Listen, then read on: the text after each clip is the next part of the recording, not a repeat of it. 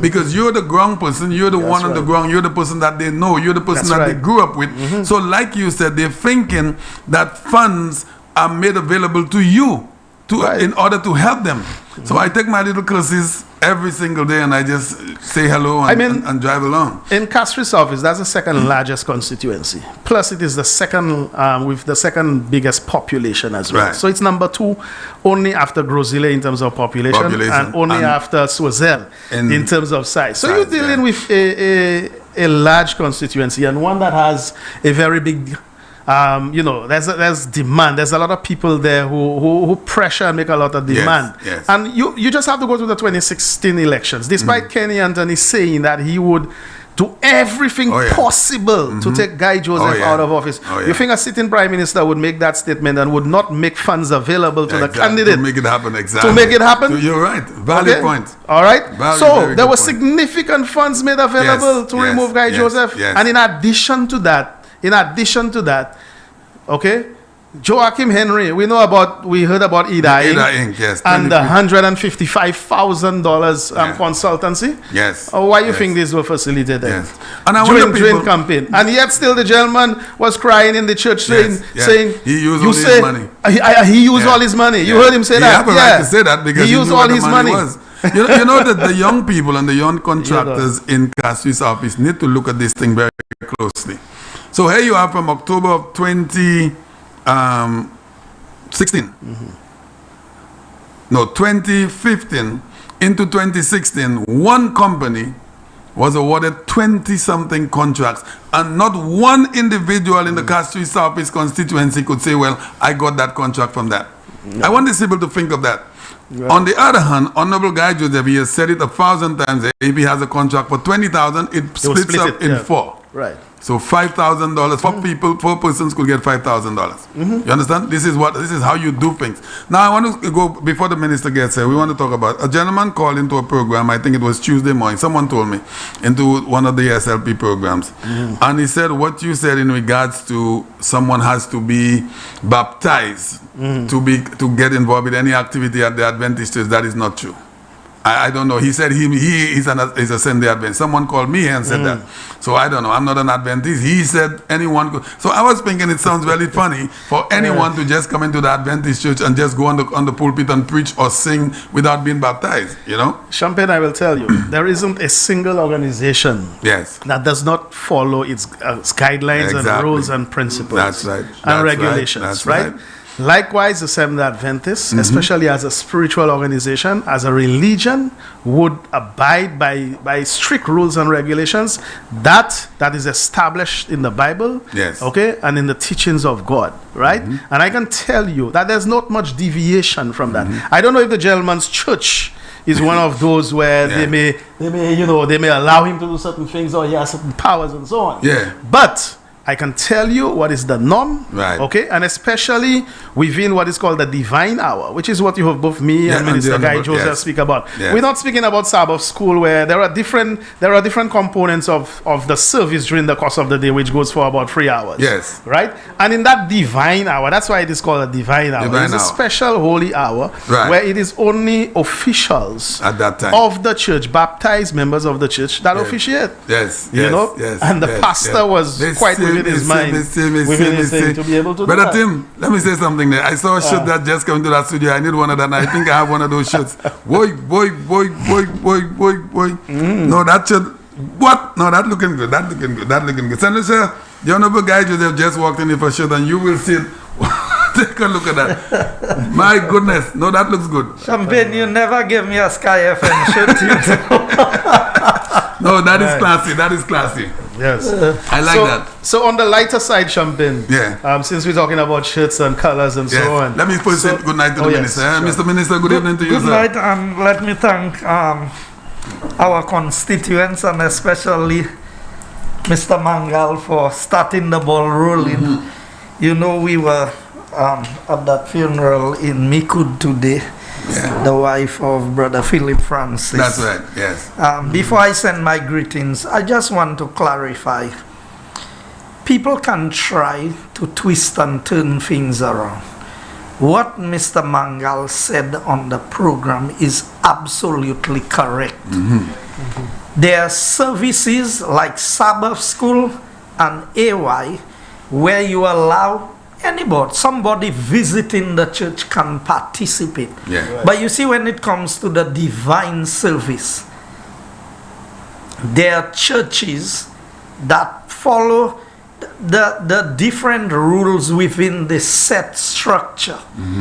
And there are churches where if you're not wearing a jacket, you will not officiate during the divine hour. Okay. So that the church make jackets available. Right. That when you come in, you can, if you're not wearing a tie, you cannot officiate.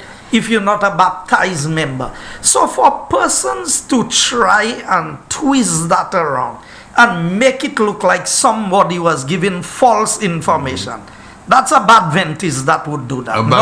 Yes, that's a bad Adventist, not an Adventist. A bad Adventist. Because right is right and wrong is wrong. So to say that the issue that the caller should have confronted was, is that true? That the gentleman in question went up, caused a ruckus in the church, and threatened to pull the pastor from the pulpit. That should be the discussion. Yes. Not the discussion of whether the rules of the church for the divine service is this or that. But you see, Labour Party operatives, that's what they do. They move away from the real issue. Yes. But I'll let Mangal finish with his point, and then we can touch come back on to it. You were just so I was just saying on a lighter note, since we're speaking of colors and so on, that I did not realize last week a very minor issue of mine got so much attention. What was that? Champagne? I mean, if you look at if I put my fingers to the camera today, it looks quite natural and so on. Right. Three of my fingers on either hand had a red nail polish on. Oh yes, I saw that. Boy, let me tell you, listen to me. People ask me about that too. They say, wait a minute, is that a symbol? But you see, the Labour Party will try to clinch on any little thing. When you drown in champagne, and you're in the middle of the water there, you ready to crabs to air you off the lights from. So those three little fingers of mine with a red nail polish, they saw that as, or is that a brother coming back home? You know, but I didn't get any comments on that, but people personally in fact, when I went back to the platform, right, on Facebook and so on, I saw the comments that were being made and so on. And I can tell you that one lady, Sharon Terrell, she got it absolutely correct. She says that Mr. Mangal have daughters, and she was even so specific to the gender of my children. Mr. Mangal have daughters. Maybe one of his daughters is playing with him and painted his fingernails. I mean, my daughters spend lovely time. I cherish the relationship with them. They spend lovely, wonderful time with me. And sometimes I doze off with them playing with me and so on. They always put nail hardener and so on my nails and all these things. So that day, I thought it was nail hardener. They were putting until when I got up, I saw the free finger. I said, but that's fine, that's okay. So I came here with my fingers just like that, and that created a storm as to if I'm on the other side. Now, when I heard I'm on the other side, I thought they were talking about whether I belong to the LGBT whatever. But then it's after I get to realize the other side they're talking about is their side. But here's the thing. You know, 2 Wednesdays ago, Miss Nancy Charles came out with a red watch, and she had something red on, and she literally said, now, Miss Nancy Charles and myself, we are two different people. Some people say this is too much, but I just don't believe. I don't like the color anyway. So Champagne, I have a couple very nice red shirts. Yes. And I go to church. I've gone to parliament. I've gone to work with my red shirt. So I was tempted to come here with yellow thing tonight, right? I said, no, let me not prolong it. They will say, you see tonight as you have your nails cleared, they will say, oh, you forgot to put the red. So just forget about these people. Anyway, Mr. Minister, good to see you. You should just tell them you voted already. Ready. You voted 3 times. 3 times, yes. So I just want to apologize for being here a bit late, but I knew Mangal would have been here, so I didn't really force the point. We attended the funeral. PM, Minister Gill and myself, and then afterwards at the follow-up meeting. So nevertheless, I want to take the opportunity to extend condolences to the family of Jean Dennis of Chopin in Badney. She passed away recently. Also, especially to her daughter Canetta Jacob, better known as Giselle, and these are constituents of mine from the area in Chopin on the Badney side. Yeah. Also to the Gajada family in Forest there, on the passing of Grantley Gajada. Back in the day growing up, these are people that we were very familiar with. Some of his brothers, we went to school together. He's much older than I am, but his younger brother and I, we were in school together. So I really want to take this opportunity to extend condolences to the Gajada family in Forest. And you know that's a very big family that stretches far and wide in different areas. Champagne, I hope Mangal will touch on, did we get through with the agreement for the houses? Oh yes, I'm gonna deal with that. Okay. Yes. You have any water, Champagne? Yes. Rich. But I also want, Champagne, we've had a lot of discussion about this letter that is circulating in the media. You know, I have to tell you, these Labour Party fellas have to be dotish. That's a good word to use. That's a good word to use, I can tell you that. It's only dotish people who would make such an issue. You know, after 15 years in politics, being a minister for 2 terms, 5 years in opposition, 5 years in government previously, and now this other 5 years. That is all you can find for all the accusations. After the Linguist report of $1 million+ US, all you could come up is with a letter. And a lot of people have said to me, did you write the letter? Can you authenticate the letter? I cannot authenticate any document that circulates in the public domain. That is, when we write letters, there are matters of confidentiality, there are matters of not disclosing what the arrangements are. And I've said it before on programs. I've said if the rule is that everything government does should be open, then I should not have to take an oath to keep confidential documents of government. And all ministers, including public servants, take the oath of office in order to be able to manage, because confidentiality is something that is very, very important in your relationship at home with your wife, in your relationship with your children, with your friends, your business partners. If they know that before they discuss a matter with you, it is out there in the public domain, then they don't want to do business with you. Because we in St. Lucia, we need to understand this.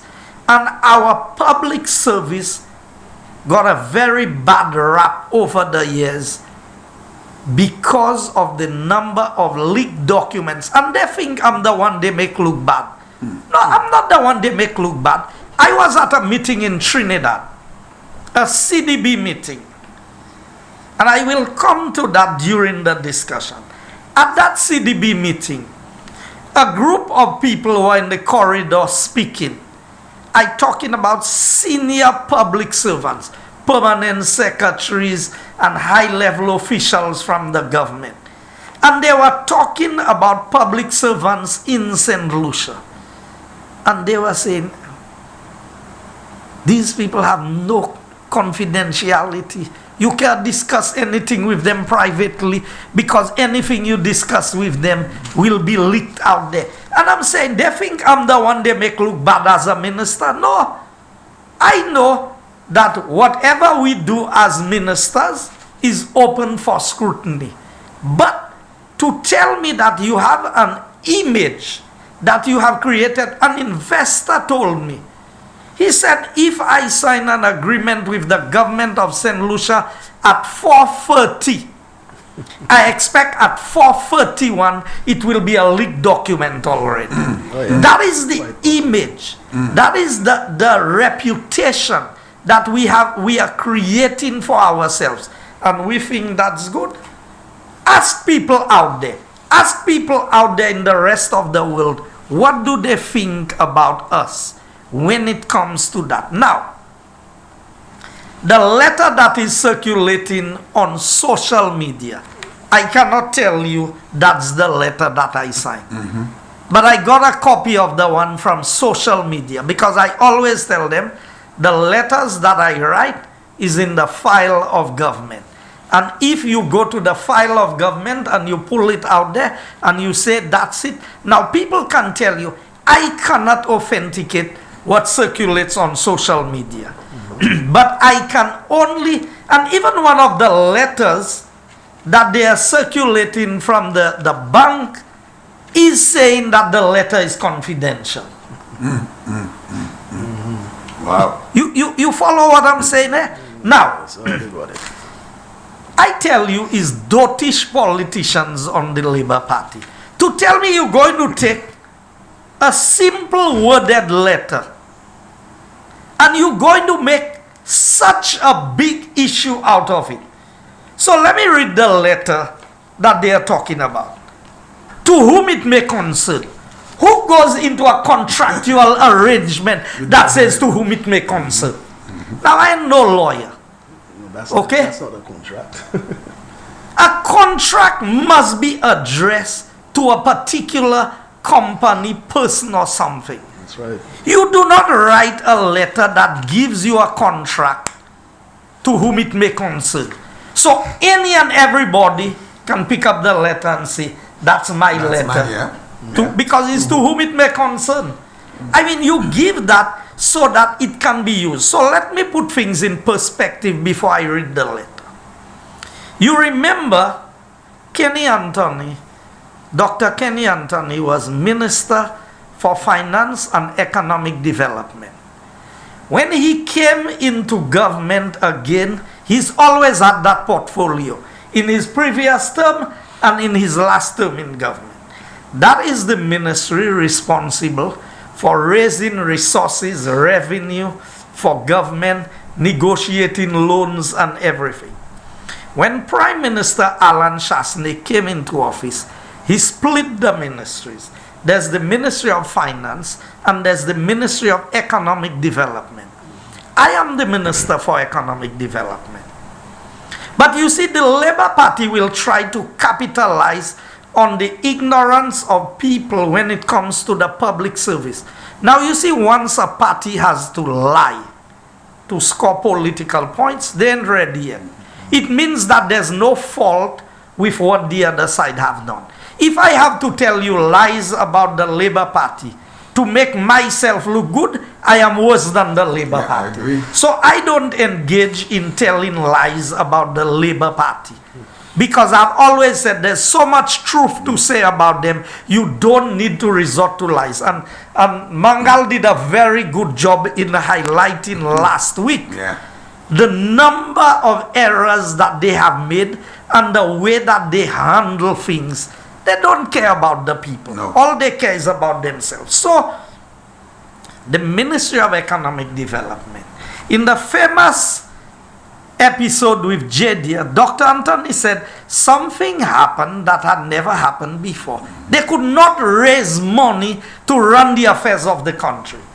Presently, there are two ministries engaged in raising revenue to run the affairs of the country. That's the Ministry of Finance and the Ministry of Economic Development.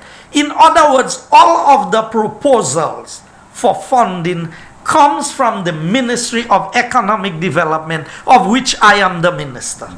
So, CDB, World Bank, IMF, EU, Taiwanese, all of the negotiations, all of the initial engagements begins with the Ministry of Economic Development. So, I am proud to be on this program today to say that after 50 years of the establishment of CDB, which was first established with a St. Lucian, Sir Arthur Lewis, as the head of CDB, after 50 years, we now have another head of CDB in the person of Dr. Jean Leo,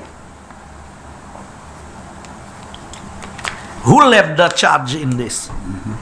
Not the Prime Minister, the Ministry of Economic Development. I wrote all the letters. I presented him at the meeting where the voting was going to take place. I was involved in doing the lobbying, the OECS, the other ministers, the other prime ministers, because I am the governor for the government of St. Lucia on the board of the CDB, the Caribbean Development Bank. It is not the prime minister who attends these meetings. I am the one who attends these meetings at CDB. I attend along with the Prime Minister at World Bank and IMF meetings as the minister responsible for economic development. So you think it's by accident that this government led by Prime Minister Alan Chasney, that we have been able to raise all of the requisite resources to keep the country operational even in the midst of a COVID crisis? A worldwide pandemic, when in the best of times labor could not raise money. So I want people to understand, I didn't just get involved in things that don't pertain to me. And if they want to conclude that what I'm saying there justifies that I wrote the letter, that's up to them to conclude what they want. I am giving you the operations of government, how government operates. So I write to the Taiwanese, I engage them, we get the loans. When you have to go to get a loan, so after you make the initial proposal and you say, look, we are trying to raise resources to do these projects, you know what the steps are? Then it goes. So take, for example, let's take a design, finance, construct project. If the Ministry of Infrastructure decide we are going to do a road on the design, finance, construct, they identify the person say, yes, I can do $50 million worth of road works for you. The Ministry of Infrastructure will now forward that to the Ministry of Finance. The Ministry of Finance will go through the proposal, be satisfied that it meets the obligations. Then you have to go into the contractual arrangement. And if you go into the contractual arrangement and it's a direct award, the Prime Minister is the one who would have to sign off on it. And if it needs to go to Parliament, it would go to Parliament. So there are so many steps to be followed before you can take a loan. Now I know why the Labour Party think we took a loan, but we didn't take no loan. Because ask them when they took the loan for Rochamel to pay Frenwell's bills. How did they do it? They took the loan and then they came back to Parliament. So, let me read the letter that they are making a big issue out of. Yeah. Simple English. Please be informed that the government of... So it starts, to whom it may concern. Yeah. Dear Sir, Madam. Okay? So they're talking about two different people because Sir, Madam could be... It could be anybody. Anybody, exactly. Okay?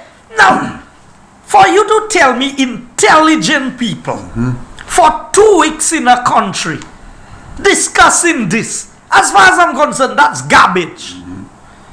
That's what you're all discussing for 2 weeks. Yeah. A set of dotish politicians leading a set of reporters who are clueless about these things and then making a big fuss. And there now I said I ain't responding to it because that's just laughable. Yeah. That's not even something. But you know, when you don't answer things, people take it that, oh, nous chebe la hodia pa hadia ye. Mais au cas ça tellement inutile, pas même vaut parler about it. But let me read it so that the rest of Sky FM listeners and GVD and those following us on Facebook can see what passes for the politics of the Labour Party. So I will read the whole letter and then I will comment. Please be informed that the government of St. Lucia is currently engaged in discussions with Pajoas Limited and Associates about funding the street light program and the St. Jude Hospital project in St. Lucia. So what does it say? We are in discussions. Do we know what discussions are? Have you arrived at a conclusion? No, all you're doing is you discussing. Next paragraph. Upon submission of proof, listen to this. Upon submission of proof of funding to execute the above mentioned projects, the government of St. Lucia has agreed to enter into contractual agreement with Pajoa Limited and Associates. So when you can show us you have the money, we will enter into contractual agreement. Now the terms of the contractual agreement is not determined by my ministry. It is determined by the line ministry that is responsible for the project. So if the street lighting falls under my portfolio, then my ministry will engage through the PS and the technical team. That is simple English. What is so complicated about that? Then it says, so I'll read that section again. Upon submission of proof of funding to execute the above mentioned projects, the government of St. Lucia has agreed to enter into contractual agreement with Pajoas Limited and Associates. The government is also committed to repaying loan of US 62 million at 3.59% interest rate over a 15-year period once the project is successfully completed. So he must first get the contract, execute the contract. The government must be satisfied that the contract meets all of its obligations. And then we have specified the interest rate that we want. We will not pay any interest below 3.59%.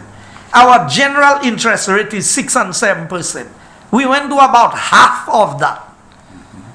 To say, so we put very stringent guidelines in place to say, if you want to go and raise money, go and raise the money, but these are the terms. And then the final paragraph says, please be aware that Pajoa Limited and Associates is permitted to use this letter on to whom it may concern basis for suitable financial institutions that would be able to provide the requisite financing for this prestigious project. So all we are saying is the letter, if you are given a letter, that is what. So that's what they have circulated. That's it? Yes. So that to whom it may concern, who is that letter coming from? The minister or his ministry? Who is it coming from? Or who is it supposed to be coming from? The to whom it may concern. Because I don't believe a minister of government would head a letter in that manner. You can write a letter to whom it may concern. So has the response, has the response they claim from the bank. Yeah. Dear Minister Joseph, Pajoa Limited, Answer Merchant Bank Limited is pleased to confirm its ability and willingness to assist our client, Pajoa Limited. So, look at this. They're criticizing Pajoa and they're telling you all of these things. But Kenny Anthony, as Prime Minister, went to raise money and he could not raise money. But a local man, Pajoa Limited, could go to raise money and the bank is saying that we are willing to help this client raise money. So you mean Pajoa more powerful than Kenny Anthony as Prime Minister of St. Lucia because he could go and raise money?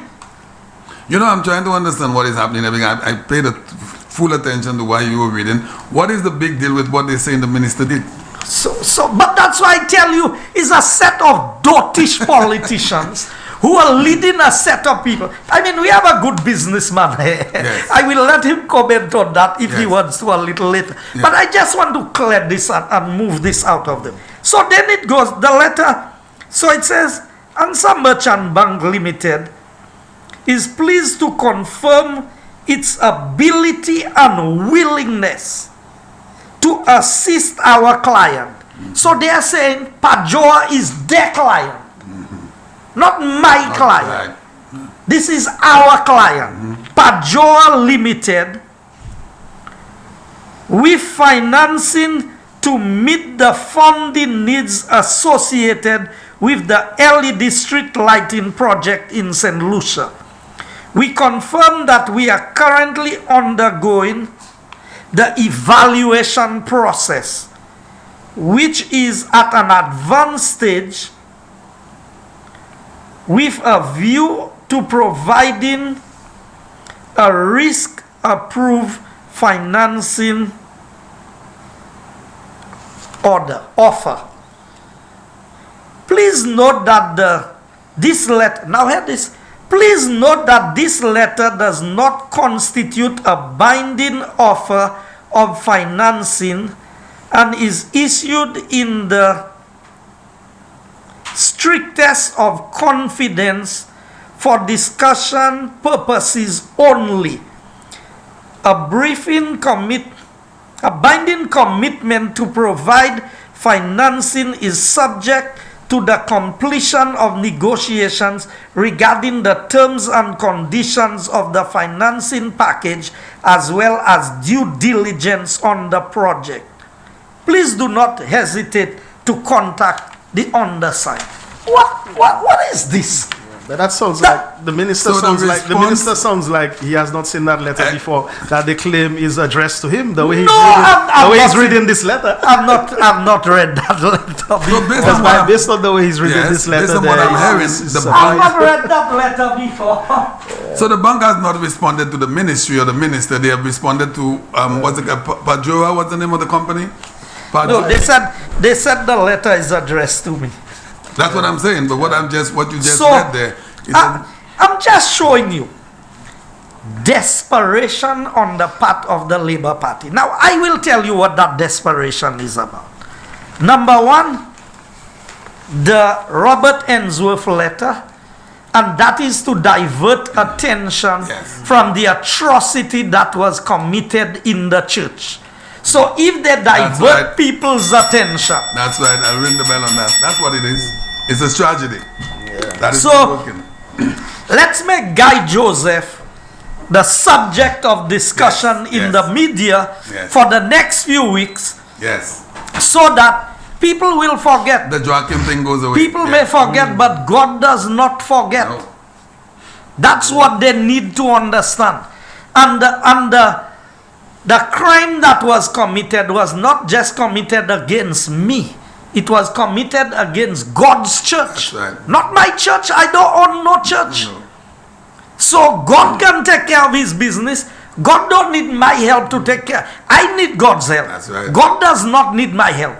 And when God is finished with people who interfere with his place of worship, people will find out what is happening and how it is happening. And so I put this matter to rest because the Labour Party and Philip J. Pierre he cannot tell the people of St. Lucia what he plans to do. He already say he can raise money. He don't know how to raise money. Yeah. Well, maybe you might have to contact Pajoa, and Pajoa will give you a couple ideas on how to go and raise some money because if you already say, I mean, an average man, and here's the people. They talk about, FFF, friends, family, and foreigners. So I'm related to Pajoa. He's a foreigner. You have a local man. You have a local company that have sufficient clout to get a bank like Answer Merchant Bank, which is not a bank in St. Lucia, to say that, look at, this is our client. and we are willing to finance projects for this client. While the government of the Labour Party, now I know why they're upset against me. Because the combination, and you see all the attacks on Alan Chasney and Guy Joseph. Why you think that's where it's targeted? Because these are the two ministries charged with the responsibility of finding the resources to do the projects and to run the affairs of the country. So if they can take out these two fellas, they do away with Flabo. Now that's a businessman. He has financed government projects himself. What do you think of this letter? No, but I listen to you, the minister. Normally, you're a very fluent person. You speak very well. You read very well. And I saw you choking on this letter, trying to make out the words of a letter that is purportedly addressed to you. So I'm saying, I mean, I can only conclude by saying you're seeing this letter maybe for the very first time. I tell you, I have to ask for a copy of the letter that was circulating. I can show the public. Yeah, so put it on the screen. So really and truly, I mean, Champagne, there are comfort letters, right? And so on. There are letters, I mean, that are given for the purpose of trying to seek financing, etc. That happens in business all the time. But to say that a contract is entered, you do not enter a contract with to whom it may concern. A contract is always entered between two parties, two known parties. And the names supposed to be identified. So none of what is there is actually legally binding the government of St. Lucia because it is not a contract entered between two parties. So let me for the clarification of our listening public. If you are going into a contract with Champagne Construction, you're not going to write to me and say to whom it may concern. You will say to Champagne Construction, right? That's correct. That's correct. A letter of to whom it may concern may be written to facilitate somebody to do a transaction with a third party. Right. Where you may not necessarily know who the third party might be. It might be multiple third parties. But in those letters of to whom it may concern is never contractual. Right? Because you cannot enter into a contract. You cannot bind yourself with somebody you don't know. Exactly. Or to whom it may concern. There is a contractual arrangement between two known parties. Exactly. And most of the time, those two known parties must have witnesses to that contract. That is why you do it in the presence of a lawyer or in the presence of witnesses. You know, so you cannot be binding the crown, binding the government of St. Lucia with maybe a comfort letter or a letter that is, of that purpose. All they've been trying to do is to find ways to discredit what this government is doing. Let me tell you, you have to understand the strategy of the Labour Party. The strategy of the Labour Party is to stifle the growth and development of St. Lucia once UWP is in office. And they cannot grow it when they are there. So let's understand. First of all, they said when Osbert Dovain was in government, they said, oh, there's a lot of corrupt people in the government. So they're going to write to agents, international agencies, investors, and say to them, don't do business in St. Lucia because the government is corrupt. Now, in all governments, there are times when you find things that happen that should not happen. If you love your country, you're going to say to an investor, don't come to the country because one person did something that's bad in a government. After all. Now, I don't want anybody to associate what I'm saying there with Minister Dove. Minister Dove, the reason why I'm highlighting him, Minister Dove was the Minister for Economic Development under the previous UWP administration when Minister King was the Minister for Finance. Whenever Kenny comes into government, he takes both ministries, but he does not have the capability of handling one, far less the two. So that's the only reason why I illustrated Minister Dove. So they said, oh, they're going. So at that time, they tried to block investors from coming in. Then UWP comes into government, and what you see happening, all kinds of castigations of white people, racist statements. They said people who got their CIP, they're going to review all of that and take back the passports. Look at our CIP, rated #1, top class in the region. What they have been doing is trying to divert people from St. Lucia to go to their friendly governments in other countries that I will choose not to name. But that is the method of operation of the St. Lucia Labour Party, to put St. Lucia down at every opportunity that they get. Champagne, I listened to Philip JPL last night. Normally I don't listen to those guys too much, but I was resting. And I saw a program on, I think it was Choice Television, right? Where he had an interview, and he's asking himself the question. He, of course, is trying to push forward a case for the St. Lucia Labour Party, and he jumped back on this thing about the $4,000 PM, without paying tax, right? Right, the $48,000 monthly and so on. And he said, and they're always asking, where am I going to get the money? They're quick to ask, where are you going to get the money to replace it? But you know what? They're building half a mile of road in Grosile for $20 million. So you could take that $20 million and you could put it into that program instead. So that is his $20 million. You understand? That's to show you how lost the guy is. How lost he is. Clueless. He's clueless. I mean, and then he going out to say after that the rest, some of the roads that they are building, they can take all of those monies and pay to the people of St. Lucia as COVID relief funds. Wow. And then he said, but you know what? Some of the roads, they're doing it with monies that they're borrowing from other contractors, and they'll pay after. After he said all of that, then he comes back towards the end and contradict himself. Okay? I mean, you cannot on your own even identify a source of revenue for you to be able to replace those monies you're going to give in taxes. But then you're going to go and talk about a road and say, oh, they can spend $20 million in that road. Philip J.P. doesn't know that the government of St. Lucia has not paid a cent. He's not spending a penny on that road. These are contractors, and I must say, and of course I must say again, bravo to the government of St. Lucia on its confidence in local contractors. All right, that road up there is a local contractor building that road on a design finance bill with his own money. So what you trying to tell me? That this contractor, instead of building a road for the government of St. Lucia, will take $20 million and give it to Philip J.P. as budget support because he has a shortfall in revenue, because he gave $48,000 a month in tax-free and he has a shortfall in revenue? Or a contractor, like the others, I mean, we have 4 local contractors that are doing the very same thing. Renault Kajada, Nationwide, Fresh Start, and I think to some extent Skelly and so on. Mega contracted.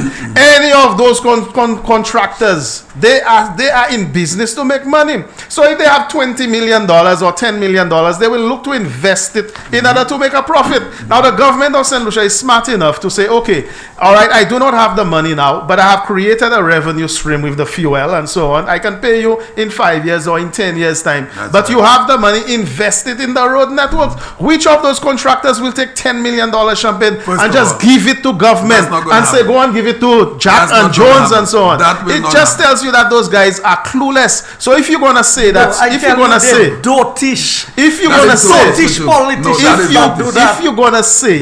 if you're going to say that you're going to find income support for these people, then come on the media and say where you getting the income support. So not from contractors. You're saying Philip is expecting to go to a contractor and say, give me $10 million. Well, he didn't say so. On what he said. But then based on what he said, he's saying that instead of financing roads, yes, you should take those monies to go and give income support and so on to the people. But who are financing those roads? Now contractors. Look at where they are lying. The road is not costing $20 million.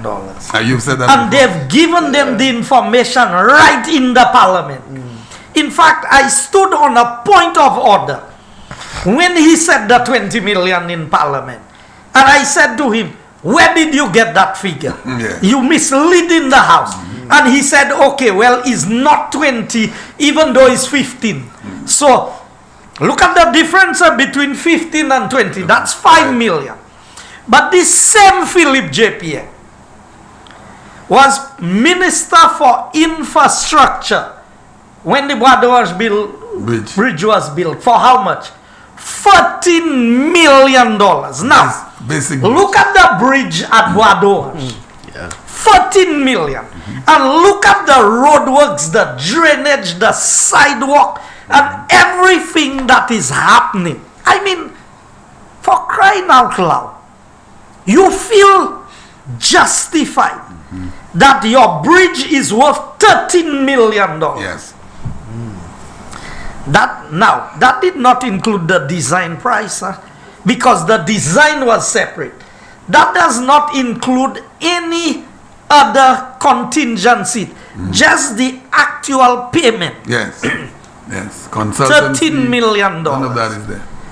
You now have a road that is designed by the contractor, that he is providing the finance, and he's all of this works for just about $15 million, $2 million. So think of the bridge, and everybody who drives up Grozile, when you reach Boador, stop and look at the bridge and ask yourself, what is in that bridge that makes it cost $14 million? And look at the amount of works from by Volney gas station all the way almost to the Bonte Junction, 2 roundabouts, all of this proper drainage, median barrier.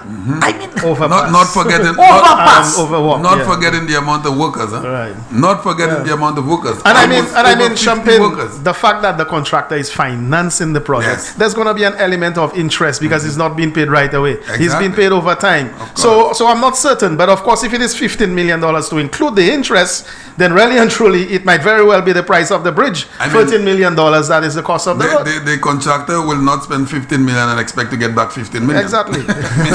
So it just tells you now, somebody really will take Philip JPS serious. I mean, that's a man who wants to present himself as Prime Minister of a country. And you talking that set of foolishness. I mean, the man cannot make 2 sentences about financing put together that makes sense, you know. You're going to give a break of 48. So everybody who makes $4,000 a month will not pay taxes. But remember, and I am sure we can pull out the ads that they were running. When we said we were reducing VAT, they said taxes are necessary. You need taxes to run the country. I remember some lady from Soufre, they got to run an ad saying, ou besoin l'argent tax pour run pays ya. Qui manière si yo vle tiye tax la. Today, in the best of times, you could not do it. Where are you going to replace that revenue? But you see, how are you going to replace it? You can see the pattern minister didn't, when they were in opposition, I think up to 2006 to 2011. Oh, VAT is an oppressive tax. We don't want VAT on the back of the people of St. Lucia. We will not introduce taxes. They campaign on not introducing taxes for 2011. I was there with them. They might have won the election on that basis. I believed it too, so I said it to them, right? And immediately when they got into government, the very oppressive tax, they were the ones that implemented it on the backs of St. Lucians. So St. Lucians, you need to be very careful when they're going to entice you and tell you, if you're doing $4,000 or less a month, there will be no PAYE to be paid, no tax and so on. Watch yourself. The tax is going to come double fold in another area. So, because they've done it. They have the track record of doing it. I can give you the numbers. I can give you the numbers right here. The first thing Labour Party will do is bring back the VAT to 15%. That will be the first order of business. And then whatever revenue they give up on other places, they will take the VAT. They've said it. I have heard discussions with Labour Party operatives who said, but Barbados is 18 or what percent? I am telling you, if Labour Party have to do what they say they are going to do there, they will raise VAT to over 18% and they will kill the economy. Oh, yeah. But of course, the economy is, because remember, when we reduce VAT to, now, the plan of Flambeau is to reduce VAT, not to increase VAT. And one of these days when I come here, I will show you every tax that have been increased on the Labour Party compared to the UWP. Labour Party raised water by 166% in 2 terms, you know. Yep. The first term, they raised it by 100%. The second term, they raised it by 66%. Water. On the UWP, the last time water was raised was in 1983. Wow. And they say water is life. Yeah, yeah. So, but I want us to, I want to talk about the constituency, but you need to highlight that housing project. Housing stuff. Okay. Because that is important for the people that I was of coming to St. that. And Champagne, I will leave no stone unturned tonight. Oh boy. Right? And I will tell you, normally it is not my position or not my duty. And I know you and the minister don't really like to mention names on this program. But I will make one exception tonight. Okay. Okay? I have to mention the name Richard Frederick tonight. Oh boy. Okay? All right. And I will say so, Champagne, because I listened, somebody sent me a clip of his last program, last Thursday night. All right, after he spoke about the Colombet, the Jean-Bet transfer of lands. He said next he's coming for Marigot Buildings Depot Limited, because there are lands, folks, there are lands being transferred in Bois d'Orange to Marigot Buildings Depot Limited, and he left it there for the moment. Yeah. Okay? Because I know he doesn't have the documents yet. I know the documents will be leaked. He's expecting the documents, but he does not have it yet. Okay. So he left it there. But Champagne, tonight, I will give the people of St. Lucia the information. Yeah. All right? I have not signed any agreement where I've asked for any confidentiality clause. Okay? And before I came here tonight, I asked the National Housing Corporation, the managing director, and the board of directors permission to allow me permission to make certain disclosures tonight. Because I would like to make the comparison between what is happening now, what is happening with this project, and what has happened under the St. Lucia Labour Party previously. Okay? You want to give people the impression that as if government is just transferring lands to Marigot Buildings Depot, making it believe it's just a free ride. It's a gift that is being given to Marigot Buildings Depot. But Champagne, you were here in March 29th, the program of March 29th inside Castries Southeast, where you saw I display all of the houses, okay, the duplex buildings, the things that will be done on that particular project, and the prices, the finance component. And Champagne, I will go into a little bit more about that tonight, and I will replay the video so persons in St. Lucia could see exactly what this project is about. But I have to ask Richard Frederick tonight, didn't he have a show then, or wasn't he around, okay, when under the Labour Party government they transferred 90 acres of land in Rivadore? 59. 59? 59. 59, okay. 59, oh yeah, the 90 was shock, 89 point something. 59 acres of land in Rivadore to Beaupanel of England, a foreign company at that. Okay, a foreign company. We found an alien landholding license. So the guys, because of the laws of St. Lucia, you needed an alien landholding license because you you're buying that or you owning that property. They had no alien landholding license. That's a breach of the laws of St. Lucia.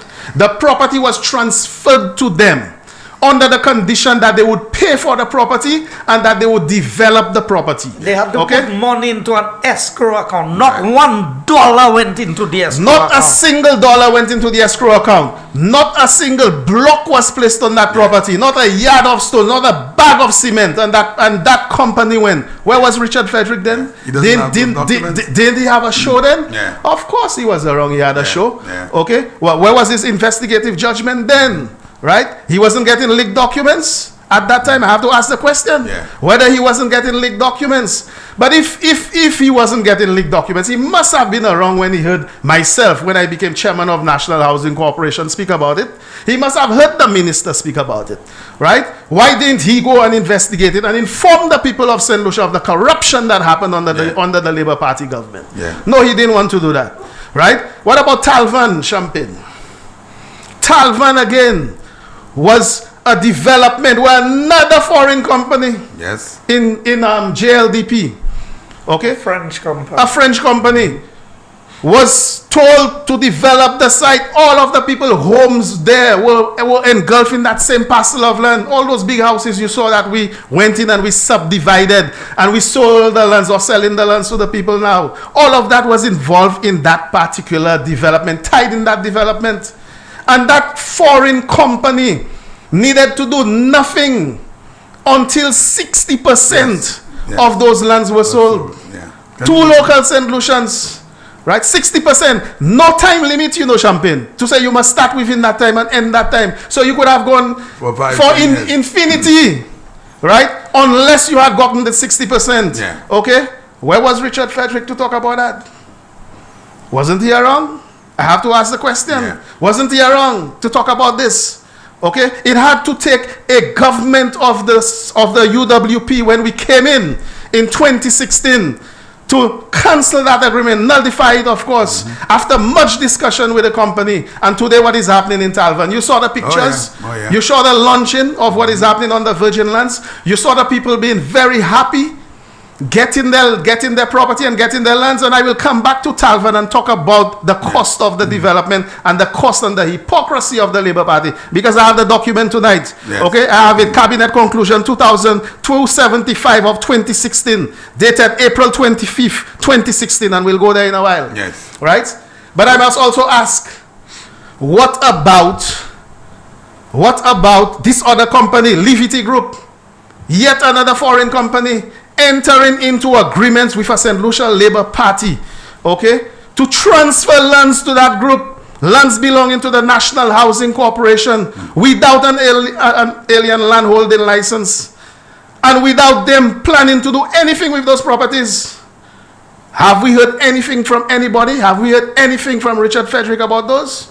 Okay, or is it just convenient that we don't speak about this? Right?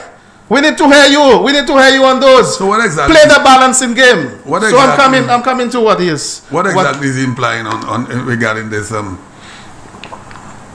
He's trying to imply that Marigo Buildings Depot Limited, yes, which is my company, Champagne, okay, that land is being transferred by the government of St. Lucia from the National Housing Corporation to Marigo Buildings Depot, okay. And to leave it there, to insinuate, basically, I don't know what facts he think he'll come with next week, okay, to leave it there for people to think that as if Government Bobo just giving Mangal property. My goodness. You understand? Okay? But Champagne, here is what is happening in Tuya development. Okay? Here is what is happening in Tuya development, Champagne. That Marigo Buildings Depot, seeing the need to enter into development of homes and infrastructure in St. Lucia. And mind you, Champagne, before I even go there, I'll ask you the question. How many successful businessmen in St. Lucia you see going into housing projects? No, not too many. Okay? Maybe. So if it had money in it, they would have gone there. If it had huge profits in it, they would have gone there. I believe that. But they're not going because they know it does not have money. It's very difficult, and most of the time the people cannot raise the finance for them to be able to purchase the homes. Especially those big homes. So they stay away from it. All right? But Champagne, just like I told you earlier on, my heart is in it to help the people of St. Lucia, to be able to do something for the people of St. Lucia. And if God has given me that ability, I will share it and do so for the people of this country. So I've boldly decided with my company to go in and do a housing development in Tuya. And what are the details of that housing development? That NHC will put in the property, which is at $15 a square foot. Okay? Now, they will say, oh, but why $15 a square foot? Cabinet conclusion number 275 of 2016, Champagne. Okay? And I will read it for you. All right? Clause 2 or paragraph 2. The selling price of lots to applicants who fall outside the categories referred in paragraph 4 be established at market rate. What is market rate? Market value, right? Referred at market rate in the amount of Eastern Caribbean, $15 per square foot. That is not a UWP government taking that cabinet conclusion decision. That is a Labour Party government. Oh, really? April 25th, 2016. Okay. 2 months before the general election. Okay. They determine the market value All right? Is Marigo Building Depot paying any less? No. Okay? The National Housing Corporation is being paid market value for the land. Okay? That is what it is, Champagne. Then what happens is that for a period, there's a timeline to that development. Right? For a period of 3 years from the signing of this project, which happened, that's why the minister asked whether the signing took place. Okay, just this week. Right? From the signing of this project, there are 3 years in that development. For 3 years, Marigo Buildings Depot will go in and put in the houses that you saw, the duplex buildings that you saw, right? Ago. Champagne, that is at $250 a square foot, and the price of construction is increasing because of what is happening in COVID. So you have the government of St. Lucia through the NHC put in $15 a square foot. Marigo Buildings Depot is putting $250 or $300 a square foot. Who should have title to the property? The ones put in the most. Exactly. Exactly, Champagne. That is what it is. And look at that. This development has no risk to the NHC. Okay? So Marigo Building Depot goes in, put in the houses, right? Market it, does everything, design it, build it, market it, finance it, sell it, okay? Pay NHC, it's $15 a square foot, and pay NHC a commission on the sale of the houses. Yes. Okay? For something they have nothing to do with, they're not involved in the houses. And you have no guarantee that any house will be sold yet. Huh? But exactly. Now, here is where all the risk belongs. All the risk is you. Exactly. Here where all the risk belongs. So that is if the houses are sold. Exactly. If the houses are not sold, at the point of the 3-year agreement coming to an end, whatever houses that are not sold, Marigo Building Depot still have to pay NHC. That's right. Okay, as if the houses are sold. The commission on the houses and the price of the land as well. Right? If at the end of 3 years there are buildings under construction that are not completed, Marigo Building Depot still have to pay the price for the land and for the value of a completed building as if it is finished. The commission to the NHC. Okay? In other words, all the risk. He has been boxed into a corner where he must build the houses and sell the houses. Because if he doesn't do that, he still has to pay. I still have to pay. Yeah. Okay? Now, if you want to think, okay, maybe Mangal must be one the property and speculate and so on. Yeah. No, Champagne. After the 3 years, any property that is left vacant, okay, where there are no buildings on it, the agreement says that Marigo Building Depot shall, it didn't say may, shall return the property to the NHC, okay, at no cost to the NHC. Wow. Okay? Champagne, that is risky. When my lawyer saw that agreement, that is risky. My lawyer told me, do you really want to go into this? I'm not a lawyer and I'm saying it's a risky process. Do you really want to go into this? Yeah. My lawyer insisted that I put a buyback clause in the agreement. Okay, to say, well, of course, if the development fail and so on, that NHC may buy some of the buildings back, or I keep some back. I said, no, I do not want to put the government or the people at any risk. I will take all of the risk. Okay? I will take all of the risk, Champagne. So I've taken all of the risk in an agreement like this. What risk is there for the NHC? None whatsoever. The land is still there. And here's the thing. There's no risk. Here's what has happened. I mean, I wanted to read a section. I'll get to it, because I may not remember the Now, Champagne, while the minister is doing that, I would like them to play. So what I will do for St. Lucians, those who may not have seen it before, Champagne, the project, I will tell you where it's at. We have designed all of the buildings. Yes. The application is at DCA. Presently, I understood it should be approved by now. Okay, and very soon, by next month, we'll be breaking ground. Okay, we will be starting work on those projects, even at a time when there's COVID, and even at a time when the price of building materials are high. So, GVD TV, if you could play number 15 for me, please. Our producer, number 15, please. So this is what we're doing. We're starting this project. The project, we're not just going in there, okay, and having land transferred to us and do nothing about it. Okay, like what's done in Rivadore. Foreign companies and Champagne. Exactly. Champagne, I am proud to say that we have 3 or 4 local contractors that are entering into design, finance, and build with the government of St. Lucia. All of them have delivered. They have delivered within price. There's no cost overrun. They have delivered within budget. They have delivered within time. Okay? Right. Marigo Buildings Depot. Before they play this. Yes. Okay, hold on the video for a minute. Let me say this. This is the Labour Party manifesto of 2011. Blueprint. I always say blueprint, but it's red. Anyway, on the page 47, it says the last 5 years, refined to 2006 to 2011. The last 5 years represents the lowest period in our nation's history for the housing sector, and this has been the worst performance of any housing minister. That is how the Labour Party describes Richard Frederick in their manifesto.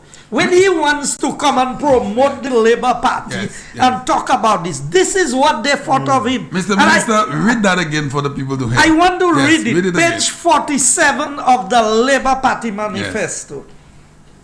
It says, under more affordable housing, the last 5 years represents the lowest period in our nation's history for the housing sector. And this has been the worst performance of any housing minister. And they're not talking about you. No, that is Richard Frederick, who was the housing minister. That's right. That is how the Labour Party describes him. They can call him cheese today, but that was how they described him back then. Yes. I don't know what has changed. Maybe the color of his shirt has changed. Probably. But anyway, we can. So you see, I wanted to highlight that so people understand that the success you are seeing there in housing is not by luck and chance. It's a combination of good management on the NHC side and good investors and good leadership from the Ministry of Housing. Yeah. All right, there we are. So you narrated because you know what's happening. Stuck there. That is very nice. All right. And that is in Tuya. That is exactly what we're going to be doing in Tuya. Yes. That is what we are going to be doing in Tuya. And Champagne, it is stuck, huh? Okay. So Champagne, this is what we presented here. Yes. That has been designed, that has been submitted to the DCA. Okay, that is being approved now, and construction will start very, very, very soon. I don't know why it is sticking, but it is actually sticking. Champagne, this is the confidence we have. Champagne, I entered into this agreement because I wanted to show the level of confidence I have in the product that I will be giving to the people of St. How much property is there? It's 15 lots that we entered into the agreement. The whole development is about 30-something lots. 30, okay. Right, 30 in something terms lots. of acres would be what, about 5 acres? What we're developing is just over 2 acres. 2 acres. Over 2 acres in lots, right? That is just over 2 acres we are developing. There are parts of the development that is a squatter area as well. There are other parts that has other development. So the first house we see in the green, explain what is that exactly? This is a duplex building. Duplex, yes. Right? So you're going to have 2 families living in there. Yes. Within that lot, from the foundation up, there is going to be a party wall. On one side, you have the front where you have your own yard and so on. You have a yard on the side. You have the yard on the back as well. Yes. Right? And also, the other party has the very same thing. That party wall goes all the way up to the roof, where really and truly each person is own their space. And under the Condominium Act, we'll be selling. We're not renting, but persons are going to be able to purchase a unit, just as that happens in the first world country, in the UK, the Midlands, and so on. You see a lot of those duplex buildings where you purchase it and so on. The whole idea, Champagne, of going with duplex structures is because we know of the rising cost of owning a home, right? So if you could share it between 2 parties and both parties still have the very same comfort and level of comfort, Champagne, then of course you're going to be reducing the cost of development. This, Champagne, our targeted price for this, land included, will be below $300,000. Below that? Below that. And Champagne, you remember that I indicated a finance component, right, of this development. And that is the primary reason why the land must be transferred. Because how can Marigo Buildings Depot enter into providing finance to the homeowners, without having access to the property?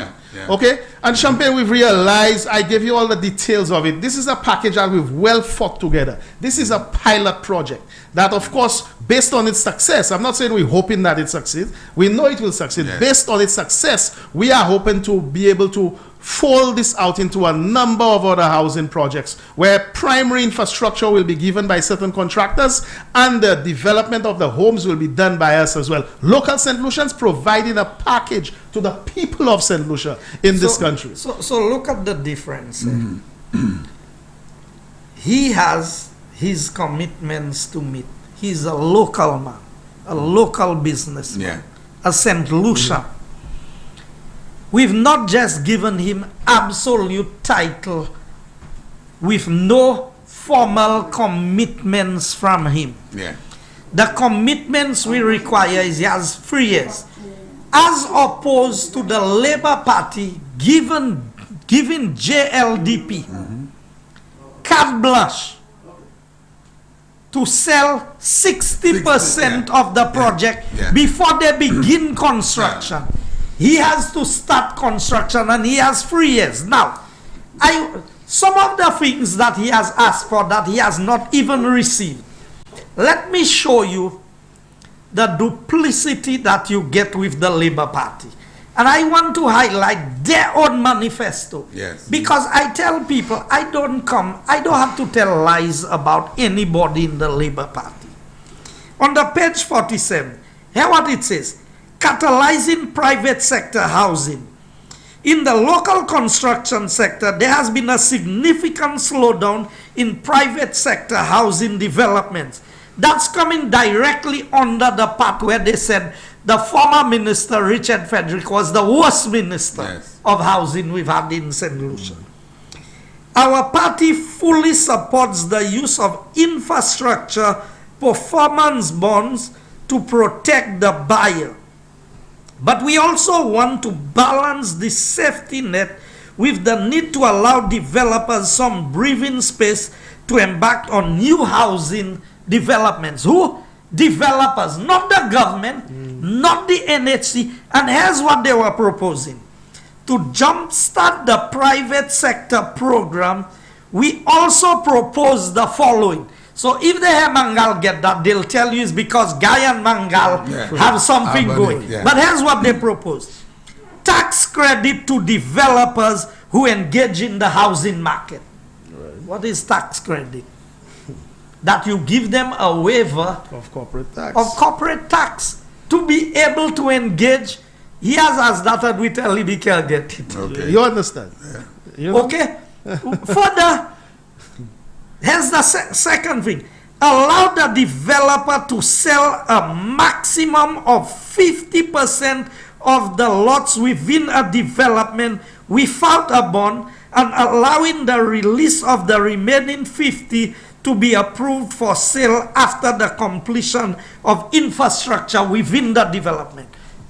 Mangal can break that down for you. Basically, Labour Party was saying, if a developer comes to do a development, we'll allow them to basically receive deposits on 50% of the properties. Now you think it's for the locals they were doing that? That's the deal they made with JLDP.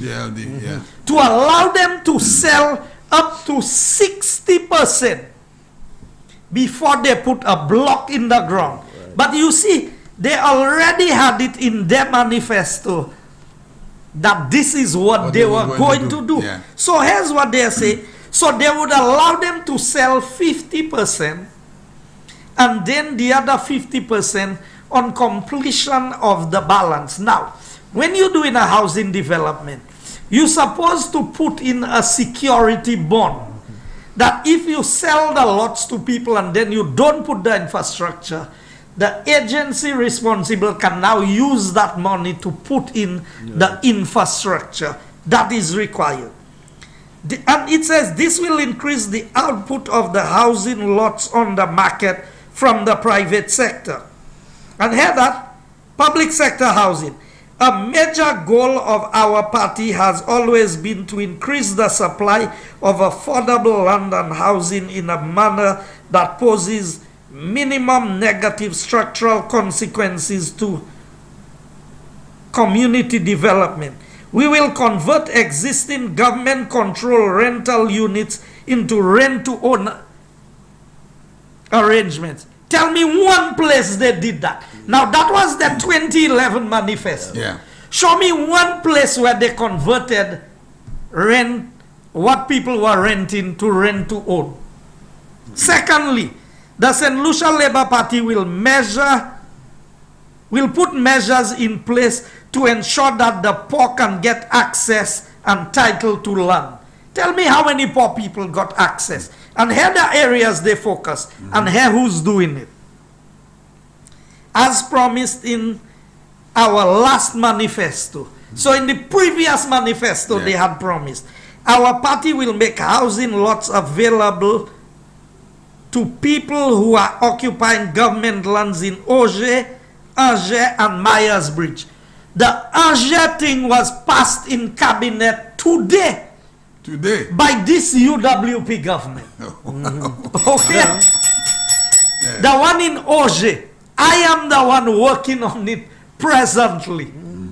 And my people have been meeting with Dr. Kenny Anthony in his constituency in the Larishus area, and we are doing some of the infrastructure works down there as we speak. So their promise, who is delivering? The United Workers. The last one I will touch on. We will also target specific communities such as ancillary canneries and Soufrière to acquire lands for low to middle income housing. Show me one place in any of these communities that people have gotten access to land other than under a UWP government. Well, you the Minister of Housing and Mr. Mangal was the Chairman of Housing, so I don't think he could tell us. Exactly. So the point is that what is being proposed there is a model that when it works, not if it works, other developers will want to come in. Because the housing sector has space for a lot of people. But making a housing development profitable is not easy. That's right. If you look at a famous name is Faustin. Yes, we know all the Faustin developments and what we inherited. Under this UWP government, every housing project that is being developed meets the highest standard of approval. Correct. First project to be handed over into infrastructure happened under this chairman and myself as the Minister for Housing. That's right. That is correct.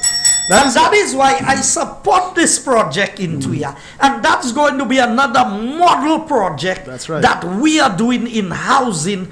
And people will now have the opportunity to own a house and land package within an income bracket that they can afford in an area that is considered one of the higher end areas in St. Lucia. Well, all I can say about this, Mr. Frederick is a housing developer, and maybe he doesn't want somebody else to engage in that same type of business. That's the only conclusion I can come with that. But when I look at what you just highlighted there on the television, that is really something. And I must apologize because apparently the video was sticking. It's 3 minutes long, and I will tell the viewers tonight that I will make it available on my Facebook page.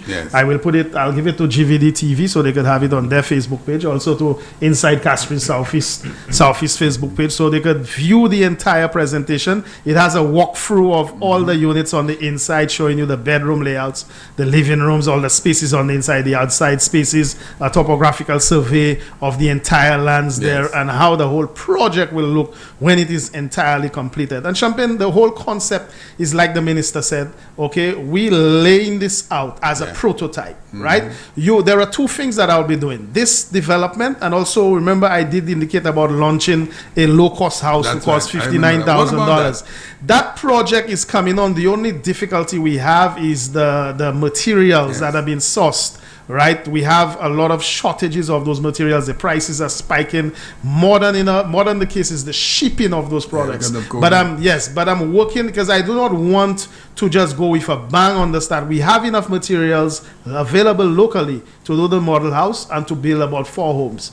But I know that there will be a big demand for it. Right, so I want to ensure that I'm working with the companies overseas. They are now fabricating and so forth, so we can get enough of those units here that when we start with layout, we're going to teach St. Lucians how to do from the model house, and we'll propose in laying out those homes. Now, the way it will work is that you come in, you see the model house, You could buy components of the model house and do it yourself, or you could hire us to come in and just build an entire unit for you on your site. Or you could also buy a house and land package from us, or you could also buy a duplex structure from us. So the 3-year duplex, when can we see the first purchasing? When next year, this year? Well, we commencing the project. We'll be rolling out the project next month. Okay, we will be actually doing the necessary setting out and so forth, and then the project overall is 3 years. But then you will see we will build one unit quickly, right? So you could see the concept of one unit. You could walk in, you could be able to see the entire concept and so on, and for you to be able to book your home. That unit we expect to finish within a 4-month period. So, albeit with any delays and so on towards the end of this year or by January next year, you'll be able to walk into a brand new unit and be able to see what's happening. Here's the challenge we have with the Labour Party. The Labour Party don't support locals. No. Don't mind all the criticism about friends, family, and foreigners. Talking about them. The government that is for the locals is the United Workers' Party government. And they can say anything they want about Mangal. You can go and see the housing development at Moshi. Go and see the housing development at Moshi. And see the houses that was built for $300,000. And those that was built for $90,000. You know what the size is? 300 square feet. And Champagne, you may want to charge me for an advertisement after I say what I say tonight. After you go to Moshi and you look at those houses, go to Marigo and look at the houses that are built in Marigo. Right? 3 bedrooms, 2 baths, 1,300 square feet with land for $350,000. The houses at Moshi was 300,000. Yes. Those things up there. And those houses in Marigo are complete with granite countertops, kitchen cupboards, wardrobes, vanities. Not even partitions the thing had. A shell there. A shell. A shell for 300,000? Yes. So, so Champagne, all I'm looking to do, and that's why I tell you, that's why I tell you, I could have focused on just making money like everybody else. I could have been bigger than I am today. I could have more trucks on the road. I could have been I studied construction. I built homes, I built commercial buildings and everything else. Yet still at the beginning of this term, instead of thinking of myself and asking a friend in the government to give me contracts there and there, what did I do? I go and sit at the National Housing Corporation as chairman for $1,000 a month. That's right. And did not focus on myself. You did. And I did so for 3.5 years after I told the minister I'm giving him only 3 years. Yeah. He asked me to stay another half. I stayed another half before I entered into my own before I recommenced my own private developments and into my business. So, and I'm willing to do so, Champagne. Yes. Right? To show St. Lucians. Of course, I will still continue making money in my other aspects of my business. Yes. But I'm not looking at those housing projects as a money-making thing for me. I believe that there is enough homes that is required for St. Lucians. Too many St. Lucians are renting. Yes. Too many St. Lucians are invested in cars. Give them something that is tangible. Yes, give them something that they can afford, and give them something that they will be enticed into purchasing, which will become equity that they will have to be able to develop the family, develop themselves, and develop a business tomorrow. Yes. Yes. All right? I want to highlight what we are doing. And housing is going to be a heavy focus for a re-elected UWP government. And both of us have been involved in the manifesto and the housing sector. From the perspective that we have agreed there need to be a minimum standard of living and housing conditions in St. Lucia. You see all these plywood houses? Yeah. Champagne, I as a parliamentary rep, I buy plywood, I help people. But the plywood today is put it up today, it get a little sun and a little rain. And the quality of the material is no longer what it used to be. It's not the fault of the persons who are selling. And sometimes you cannot even get it. That's why we have to move away from this. Yeah. When you see an elderly person living in a plywood house and after 2 years, the plywood rotten already, because some of them, when they build these houses, they can't even give it a coat of painting. Then termites take it. Yeah. That's why we looked at the lower cost housing with the cement board. Correct. That is more durable. It's fire resistant. It is termite resistant. It is water resistant. So we have to be able to give our people something better. Right. And even if it means that government has to cross-subsidize in the first instance, I want to see more people building houses with cement boards than we are seeing with the plywood. You see all that plywood city we're talking about? We need to be able to move away from that. Yeah, now when I spoke the last time here about the cement board house, there was one particular person on the platform talking about, oh, this is cheap, it is not strong, yes, it is termite resistant and so on, but it is not strong and so on. The person was actually from Houston, Texas, right? I must say, for their information, okay, this is incorrect. There is what is called a tile backer board, right, which in the US they refer to it as cement board. But that is not the product that we're referring to. The tile backer board is a board that, of course, they put a lot of styrofoam in it to get it lighter. It is very flexible. It is a little more lightweight, okay, and it could break and so on. That is the product that particular person was speaking about. The cement board that we're speaking about is what is called a fiber cement board. Now, if you know what fiber glass is used for in the boats and so on, and how strong it is and so on. So that product is fiber and it is cement, right? It is, you cannot cut it if you don't use a tile cutter to cut it, right? You must cut it with a tile cutter. You're going to nail it in, you have to screw it in and so on. In terms of impact, it will not break that easily, right? So it is a very strong material. It is being used a lot in Latin America. I mean, if I send you on a website or on a website of a particular country in Latin America, you'll see a lot of multifamily units, multi-story, are being built with that same product.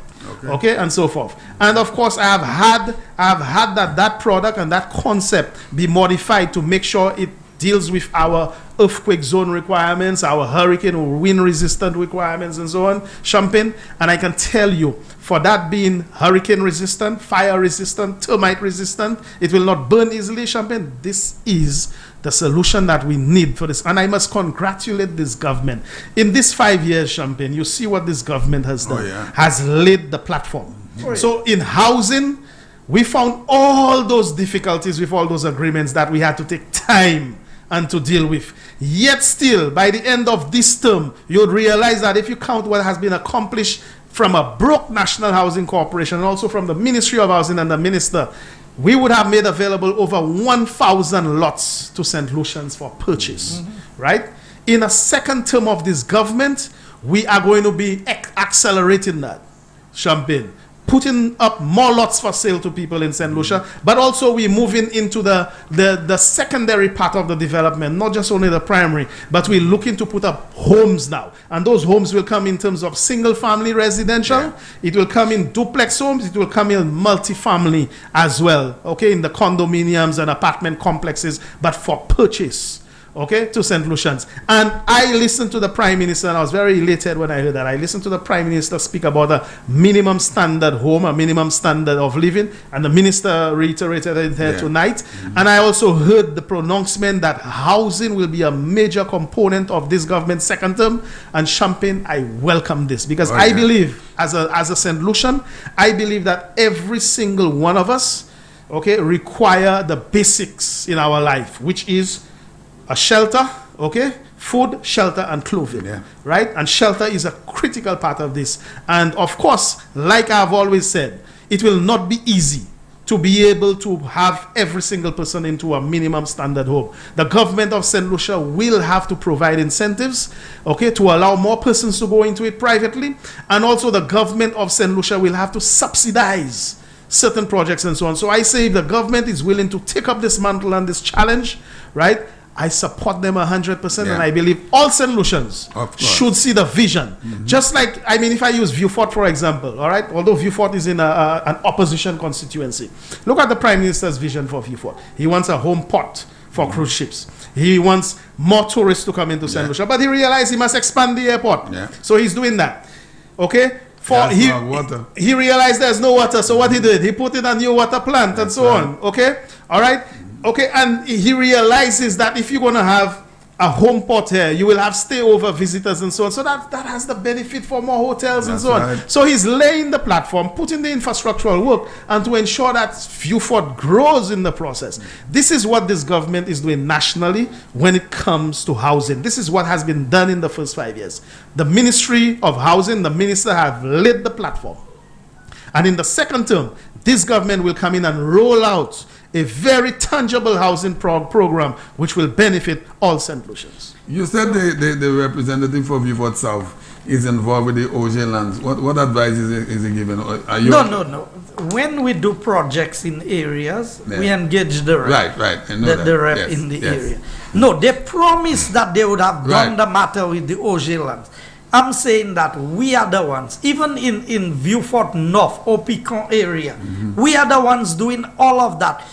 From my information, even some of the people who have commercial lots that they have occupied in that area in Opicon, I have asked my department, you need to sell these people, give them title for this land, because some of these people want to expand their businesses, they want to be able to get more resources, but they cannot grow because they don't have title.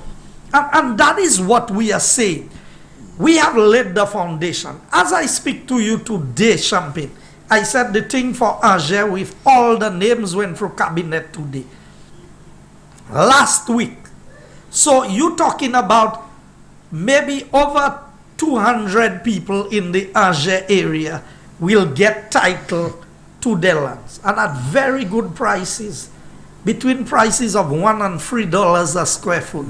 That's for people who already occupied, and those that are vacant lots may go at a higher price. We approved in Bele. We now have the approval, and I know at least 35 names have been approved for the Bele development on my side of the constituency. That's the 44 acres that we had acquired there. These people are going to get the letters of approval. In Odsa, as we speak, everybody who lived on the hill behind the school, I went there personally and distributed the forms from the Ministry of the Department of Crown Lands to these households. They have returned the forms and the approval has been given.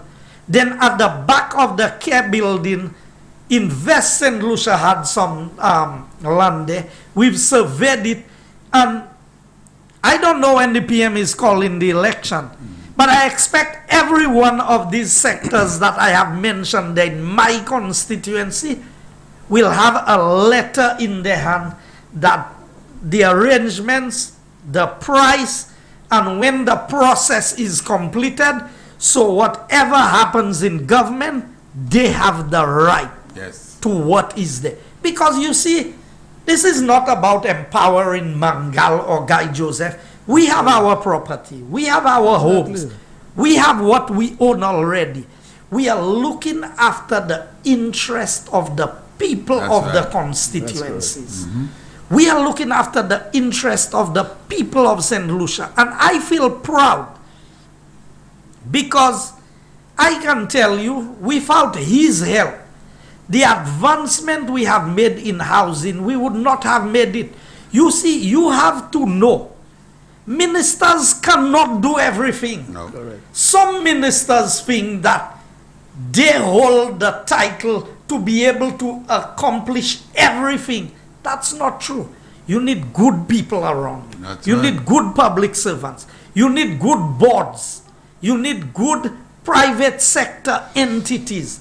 And it's a combination of all of these that have made the work that we have done successful. So if you go into my constituency today, Castries Southeast has more work going on than any period in its history.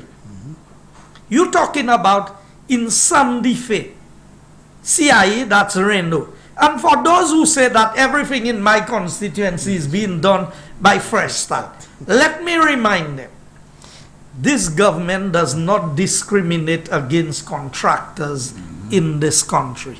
Contrary to what Labour Party did, they said some people would never get work. Reno CIE is doing a project in the Sarot Sandy Fe area. I am very thankful that he has subcontracted more than 50% of the work to local people in the area. And so I applaud CIE for engaging the people in the constituency to execute. I would say more than 80% of the work. Right. Just take up, Minister. I'll make a pronouncement here tonight to you, Champagne, and that is based on where I'm at and information that I have. Okay? CIE today has more work going on in this country from this government than Fresh Start. No way. Yes. Okay? Really? All right. Now I would know that because CIE is Reno. Yes, Reno. Yes. Now we want to go. We want to go back 5 years and not to come down on Reno or anything. We were hearing that all of the contracts back under the Labour Party was given to Reno, and all small trucks were packed. It was said. I don't know how true it is, but I said it. I said it. I know. Let me tell you, I'm not afraid of what I do. When I say things, I can defend what I said. Right. Reno used to get the small contracts and the big contracts. You remember the little thing that was being done on the bridge at Sanssouci there? That's right. Now, people think that I may not agree with Reno on things, but I respect business people in this country. And he's a businessman who invests in this country. He employs people. That's right. But we can't give him all the work and nobody else. But he has work. Fresh Start has work.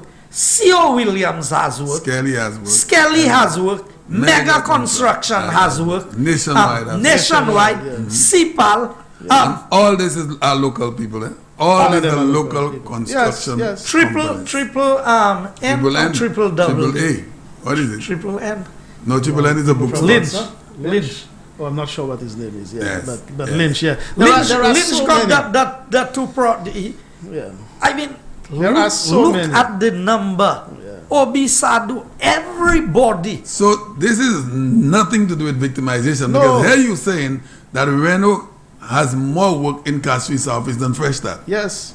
And Reno will tell you that himself. Wow. You understand? Yes. Okay? So when you're talking about this, they're talking about victimizing Reno, and Reno has no work and so on. Yes. Okay? Reno, this government has recognized that Reno is a local contractor. Right. There's nothing about victimizing Reno. Right.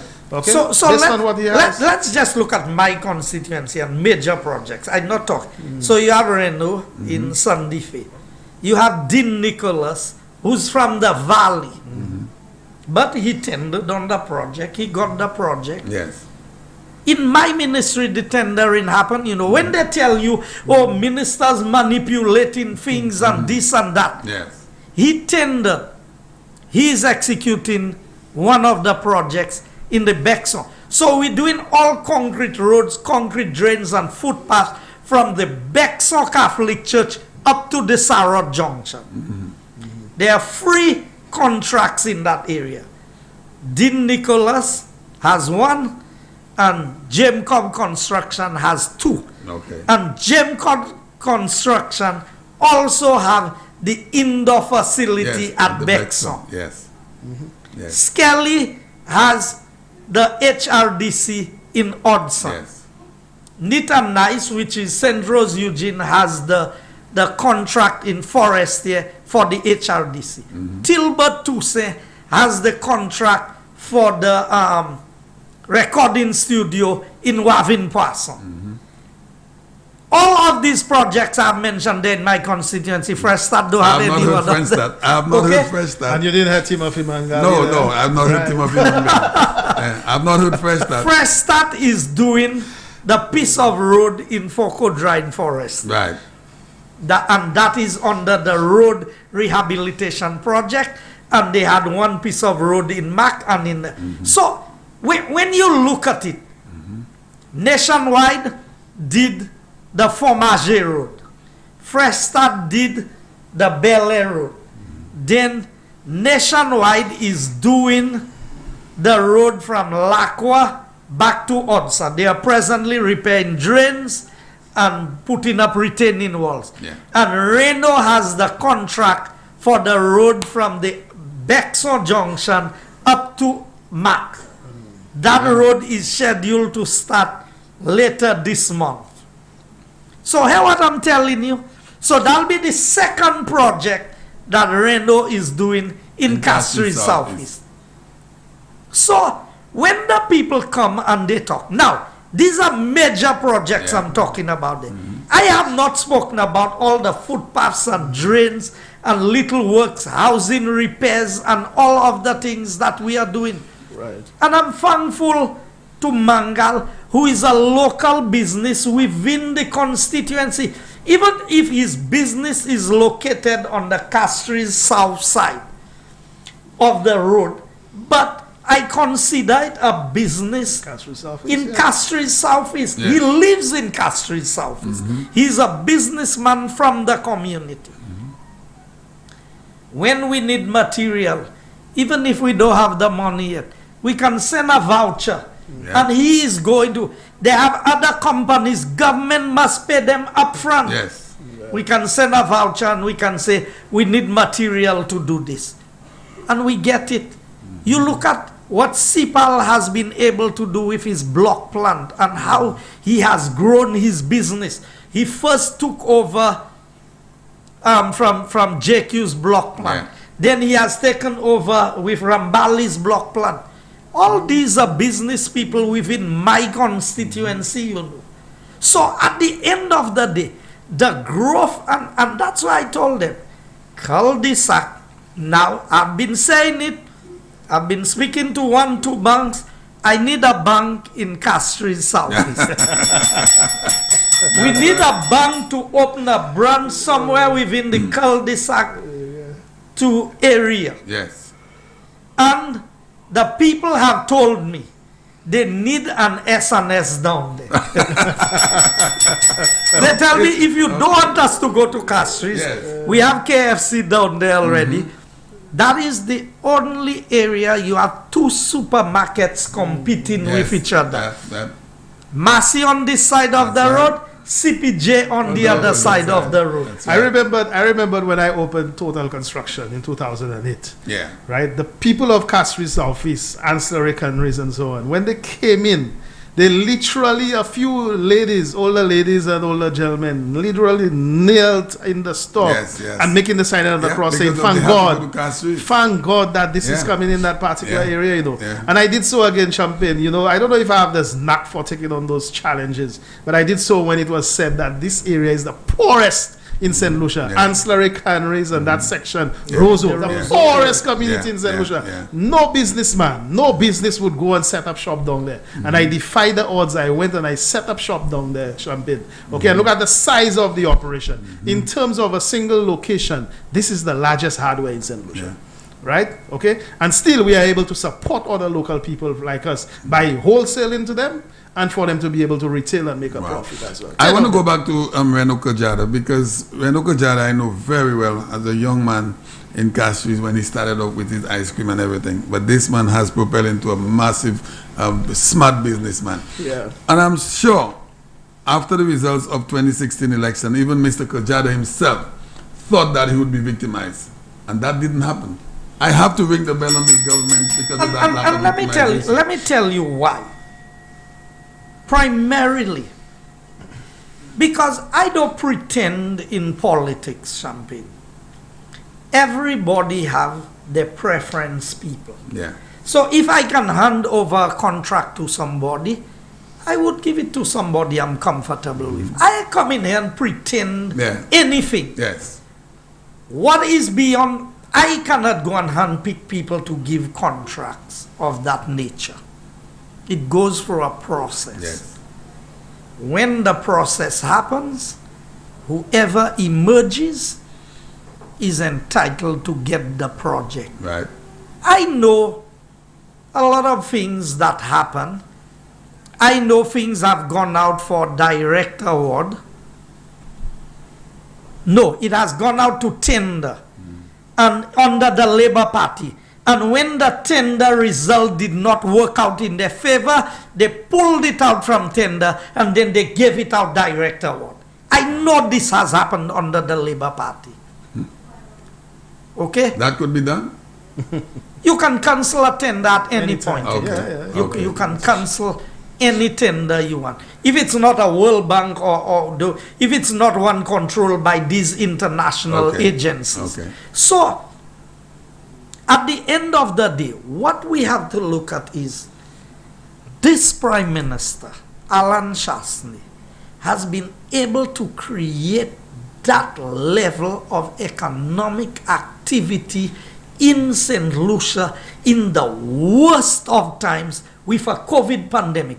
I think a lot of people have underestimated the contribution of all of these construction works to the sustainability of the economy. You know, somebody sent me a message a while ago.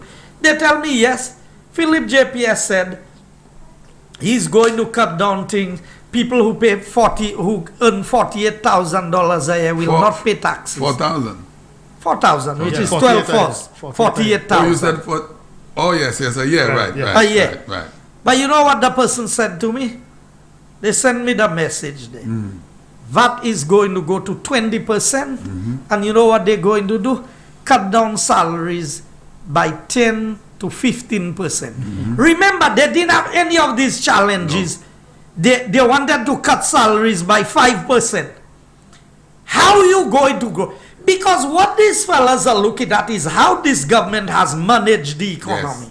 Yes. Now, there's a lot of good work being done by the government that is being undermined by the Labour Party. Look at the road, the Salty Bus Road. Every government, including Sir John, Kenny Anthony, Stephenson King, Prime Ministers, all gave commitments to doing the Salty Bus Road. That is true. None of these governments. I was Minister for Communications and Works when we discussed the Salty Bus Road. We had Salty Bus and we had Angers-Deriso. Remember, the late Asen James was the rep, and the Labour Party, because it was a UWP stronghold, refused to fix that road. In fact, not even the highway they were willing to fix between the two Mikos. You remember when they stopped the road at Prale Bridge and they recommence it at the Canals Bridge. Can you believe it? Can you believe to skip the two Mikos, and today they want to talk about victimization. The Salty Bus Road. I know this road has dragged on. There have been a lot of challenges with that road. But no other rep has done what Bradley Felix has done in that area. That is right. To have the Park Estate Road and the Salty Bus Road done for a new politician with just 5 years under his belt. I mean, that is a remarkable achievement. That is an achievement that 4 prime ministers promised that was not delivered. You could put it that way, yes. That is absolutely right. I'm telling you, that Salty Bus Road, from a child growing up, has always been in the discussion. Now, I don't know if you can remember when the Alan Bousquet Highway was done. From Shock to the Mon. To the Mon. Oh, okay. That included Kako, Geno, Tiroche, all the way up to Saafa. The Mon.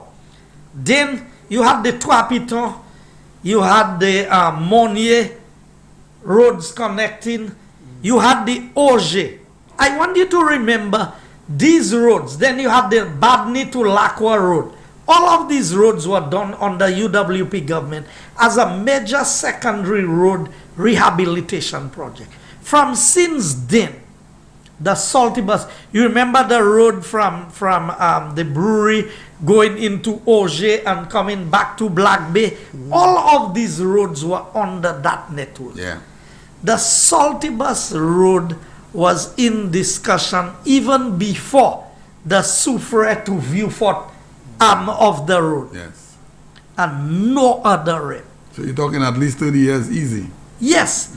And imagine that Bradley Felix. That's why, I mean, when I listen to the Country and Western, that is top class. Yes. You look at the various constituencies that we have. You look at Soufriere, and you look at what Herod has done in 5 years. Yeah. I mean, I don't think if I've any genuine labor supporter of St. Lucia, not just a party, would say, you know what, give Herod a bite. No candidate should run against him for what he has done for Soufriere. I'm telling you, anybody who is serious about the development of this country would say, look here, if Emma was genuinely concerned. Anyway, she couldn't do anything in Grosile. It's not in Soufriere. She would be able to do so. I mean, take Spider. Spider had 5 years in government. Then he lost the seat. And he came back and look at roads. Spider, just on roads. Forget about the HRDC center that he has built. Forget about all the other things. And everything else. Just on roads alone. You can close your eyes and re-elect Spider, because remember, the Labour Party promised all of these roads under Emma. Not one of them was delivered. Now we know we can talk about Castries, not because that's on lockdown. What Ezekiel has done in Babono, Sarah in Central Castries. Let me tell you, I know all of what Sarah has planned has not materialized. But you look at the CDCs and what they are today. You look at the paving, even the Capac, the paving that was happening. You look at the car wash that she has built. The upgrading of the city and its environs. And her synergy program, which will begin to bear fruit in the next term. Her housing repair program and all of the other things. That's going on now very well, I can tell you. I know the assistance that she's giving to persons in Castries office on housing repairs and housing in Central. In Castries, I mean, and so, but you see, you could see, Champagne, that the development thrust of this government. In order to build a new St. Lucia, you must lay the groundwork. You must lay down your infrastructure, put it this way.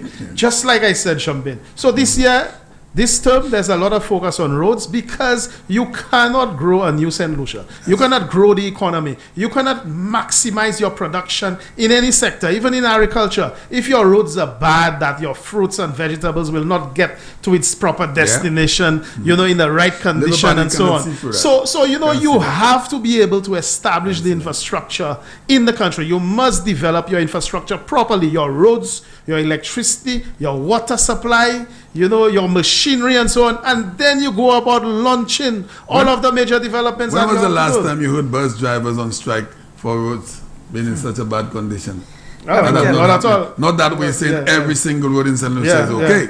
But that is the most road repair we've had in history. In any one term of a government. Now, Champagne, I want to touch on something else. Before you go there, someone asked, where can they find a T-shirt like yours? They want I knew that would create a problem. That's a special gift that somebody gave me.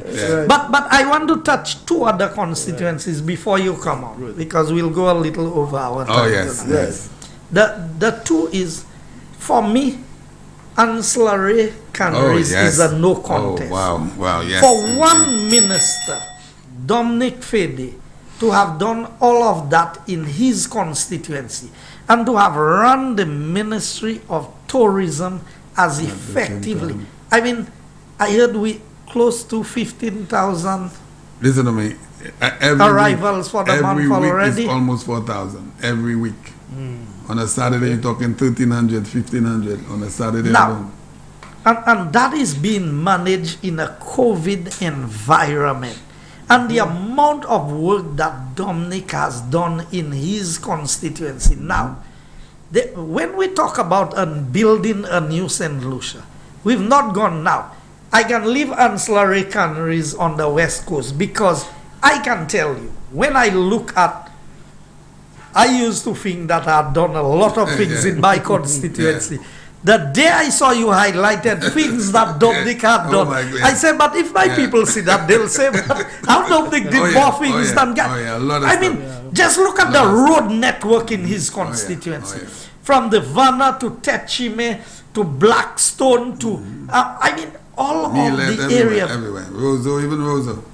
Yeah. You look at what Dominic now. People must remember, these are new politicians, you know. These are not people who are seasoned persons who've been exposed to that, you know, one term. Yeah, and they're able to do all that. But let me tell you what makes the difference. What made the difference is the leadership that That's right.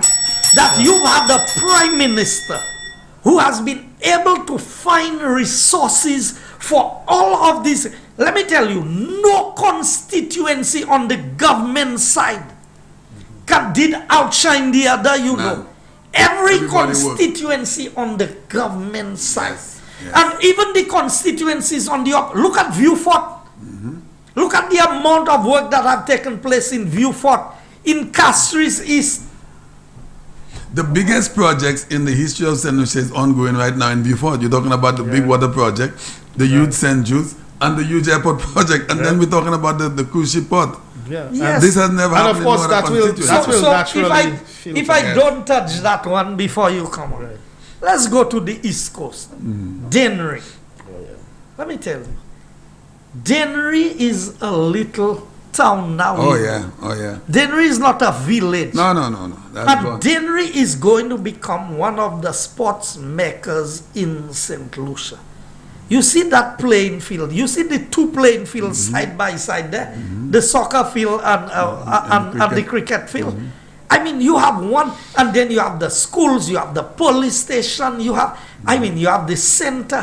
When I look at properly planned and executed development, and that is what Este has been able to do. Now remember, both Este and myself spent 5 years in opposition.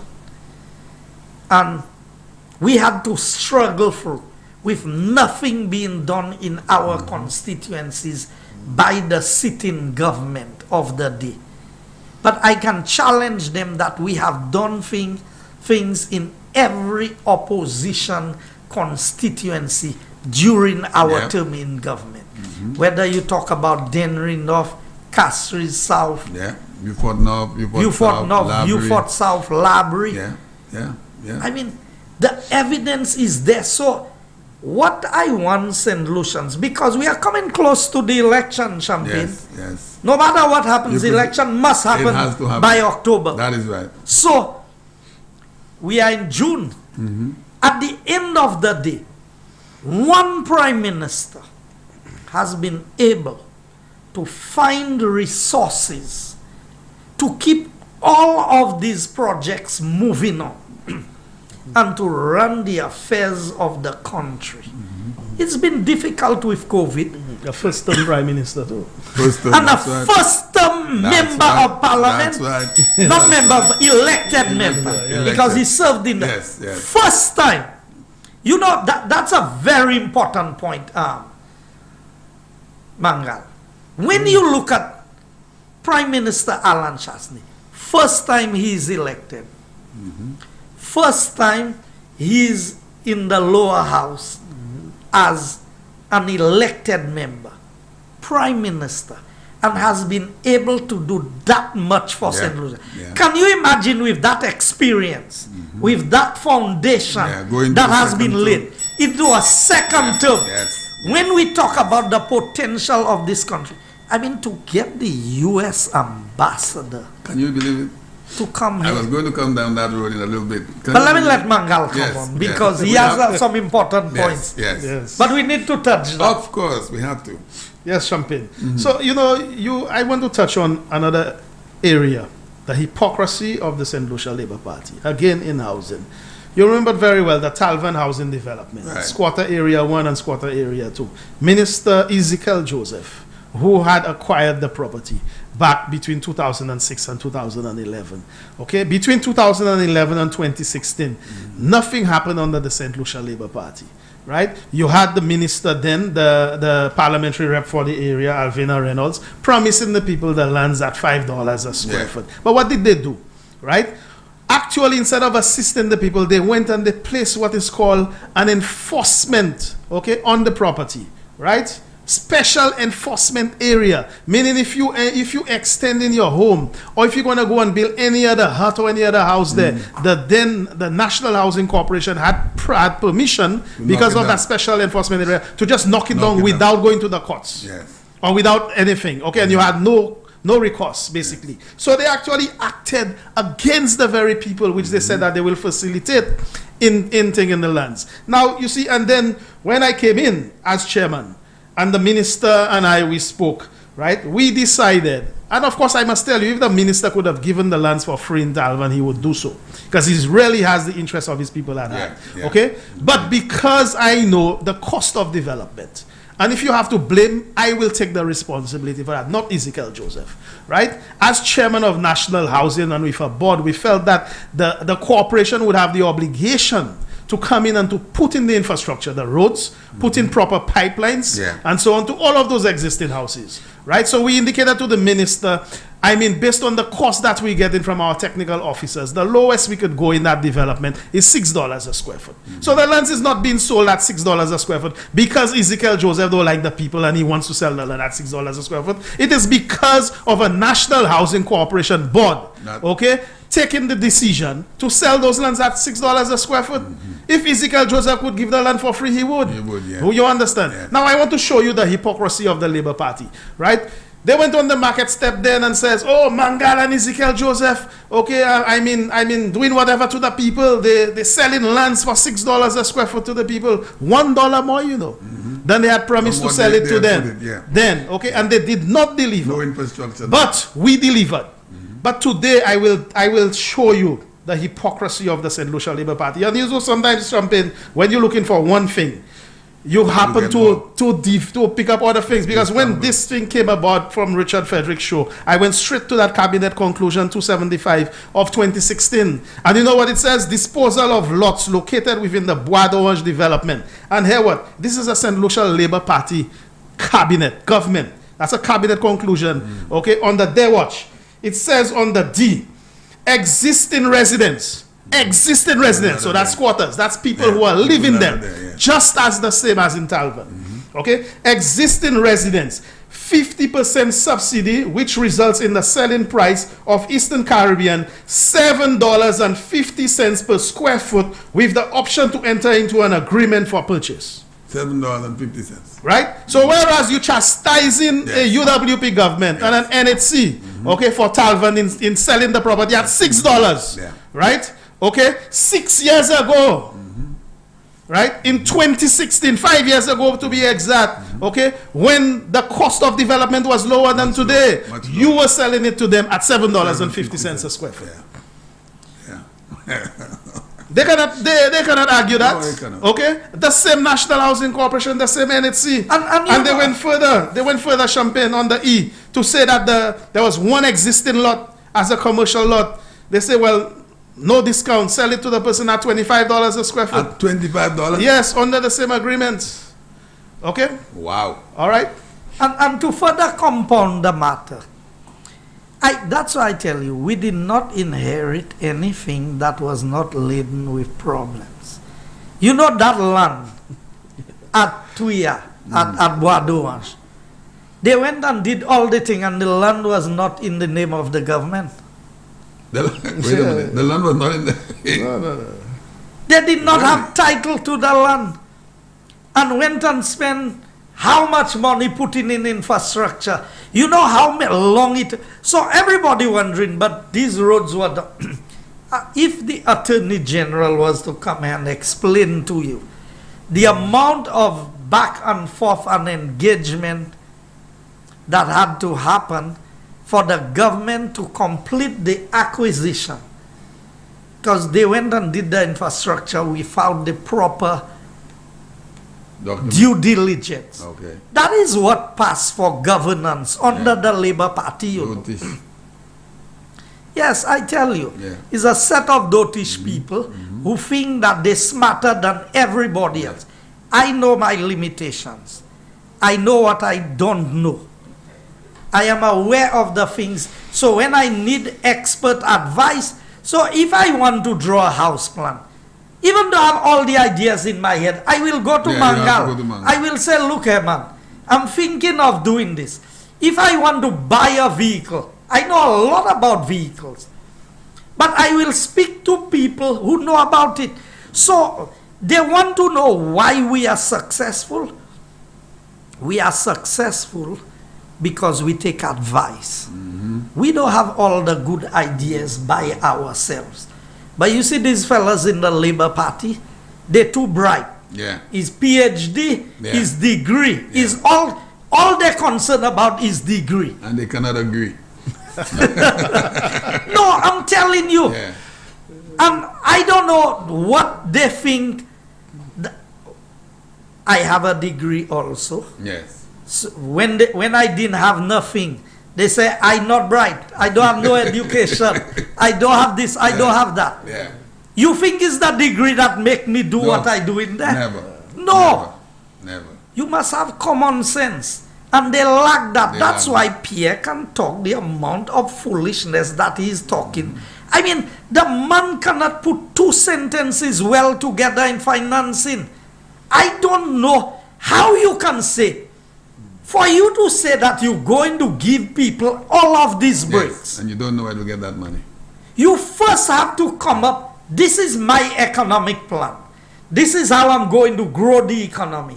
So, when I make that decision and I reduce the government intake of taxes by X percentage, this is how I'm going to get the money in return. That is what, when we said we were going to reduce VAT, we knew what we were doing. The IMF and the World Bank say, you cannot do that. We tell them, okay, the money we are raising from this tax, we are going to put it on our side.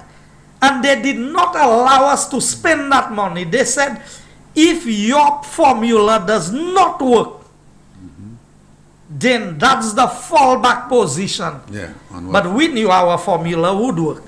Within 1 year of reducing VAT to 12.5%, we were collecting more revenue at 12.5% than we were at the 15%. Because we expanded the economy. Now, these are the formulas that Prime Minister Alan Chasney brought to the table. And Mangal can tell you, as a businessman, that 2.5% may not look like a lot for the average St. Lucian who goes to shop.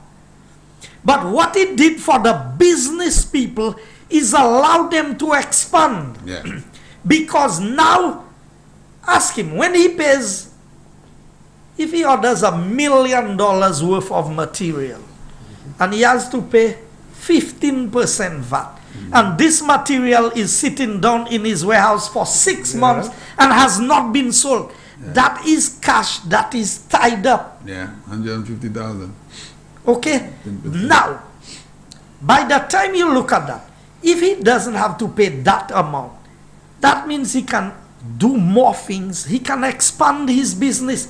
And every business in St. Lucia has done better and have been able to employ more persons as a result of the VAT reduction. Now, I telling you, I know we'll have another VAT reduction under UWP government. Wow, that would be great. Not fake promises. No, that is real. You see, because Champagne, if you realize when the government of the Labour Party introduced VAT, right, they economy came almost to a standstill for a period of time because persons really had to take in, right, that extra that they were asked to pay. They really had to make the necessary adjustments to that. Yeah. Now, in reducing VAT by 2.5%, I knew very well that the government would collect more revenue.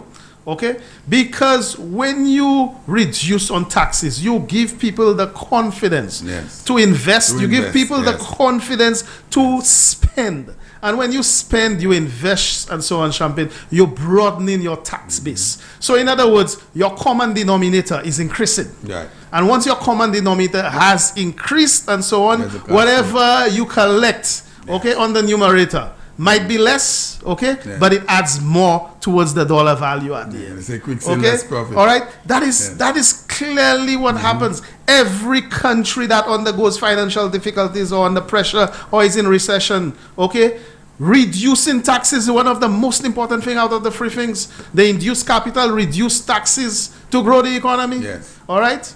Yes. And I mean, what this government is doing in a COVID time of actually invested a lot in construction and road development and so on is nothing new. In the Great Depression in the 1930s in the United States, infrastructural development was given priority to grow the economy. When President Obama got elected in 2008, what did he do? Okay, he invested heavily in the infrastructural development and construction to grow the economy because of the recession. And what Alan Shastney has done here brilliantly is exactly that. And we are lacking building materials in the Caribbean now because all the other governments in the OECS and the Caribbean has followed suit. And the world has followed suit, Champagne. So really and truly, what we are really achieving in this country is something that is with vision, with foresight, and that is phenomenal. Yeah, we've been the benefits of now, while I was speaking to you, actually, the chairman of the National Housing Corporation just sent me a WhatsApp message, and I must say it's very good news. I will not say on this program what it is, why are you holding because up on us? I believe it should be the job of the Minister of Housing. No, not the Minister of Housing, but the parliamentary rep for Talvan. Barbados to make that announcement to his people. Not in my place. But all I can tell you is that there's good news for the people of Talvan, for the squatters and so on in Talvan, okay, that certain things are happening in your directive that is very positive. We have 10:38 and we have to go into the U.S. Ambassador, Mr. Minister. Yes, so I just want to say a special good evening to Miss Angie in Saltibus. I guess since I spoke about Saltibus tonight, I want to... These are my regular listeners in this area. But Champagne, I wanted to, so good night, Miss Angie, and the rest of the family. I want to touch on the announcement by the U.S. Ambassador. Yes. Not very often you see the Leahy law. When the U.S. imposes a Leahy law on a country, it is not easy to get any reprieve from this. Now, I heard in certain circles that they're doing this now because they want this government to win the election. Really? Without that, we have... No, but if the U.S. wants this government to win the election, that's a very good sign. I could tell you that. I could tell you that. Why was a certain visa revoked a couple months before an election previously? What were the people saying then? Wasn't it to trigger a certain reaction? That's right. So, but brushing that on the side. Yeah. This Prime Minister that we have in St. Lucia in the person of Alan Shastney has been lobbying. I have accompanied the Prime Minister to Washington, D.C., to meetings at Capitol Hill on at least 3 occasions. Okay. I know the Attorney General. I know our ambassador in Washington, Anton Edmonds, and our ambassador in New York, Cosmos Richards. All of these people. I have met personally about 3 or 4 different congressmen that we've engaged. We have had discussions. And we are so happy that these critical areas of the force, because remember, we are going to a border control system. Yes. That your immigration and your marine department, which very critical departments, also included the hierarchy of your force that needs special training through the FBI, and because crime is becoming more sophisticated. And to get the US ambassador to come to St. Lucia, to be able to establish that, look here, we are releasing some of the areas and we are now going to be engaging with you directly, is a remarkable achievement that the Prime Minister must be applauded, and also the Minister of Foreign Affairs. You see, I've heard them criticize Sarah. You see, Minister Sarah commands a lot of respect out there in the international community because she's a very principled person. What she stands for, she stands for. And she is regarded with the highest level of respect in the international arena. So when you have this type of representation happening at the highest level, because remember, countries regard you based on your relationship, your foreign policy decisions, how you deal with matters, and how you vote at the UN, because all of these things are taken into consideration. Look at the approach of both the US and the Canadian government to us. Before, you had to go to Trinidad to get your visa, your Canadian visa. Now, the process is happening here. In St. Lucia, to renew your visa, you had to go to Barbados. Yes. Today, previously, they gave it if your visa was expired for a year or less. You could have gone, you could have sent it up and get it renewed. Yeah. Now, it don't even matter how many years it is expired for. You can. Now, as long as you're applying for it, you could send it up.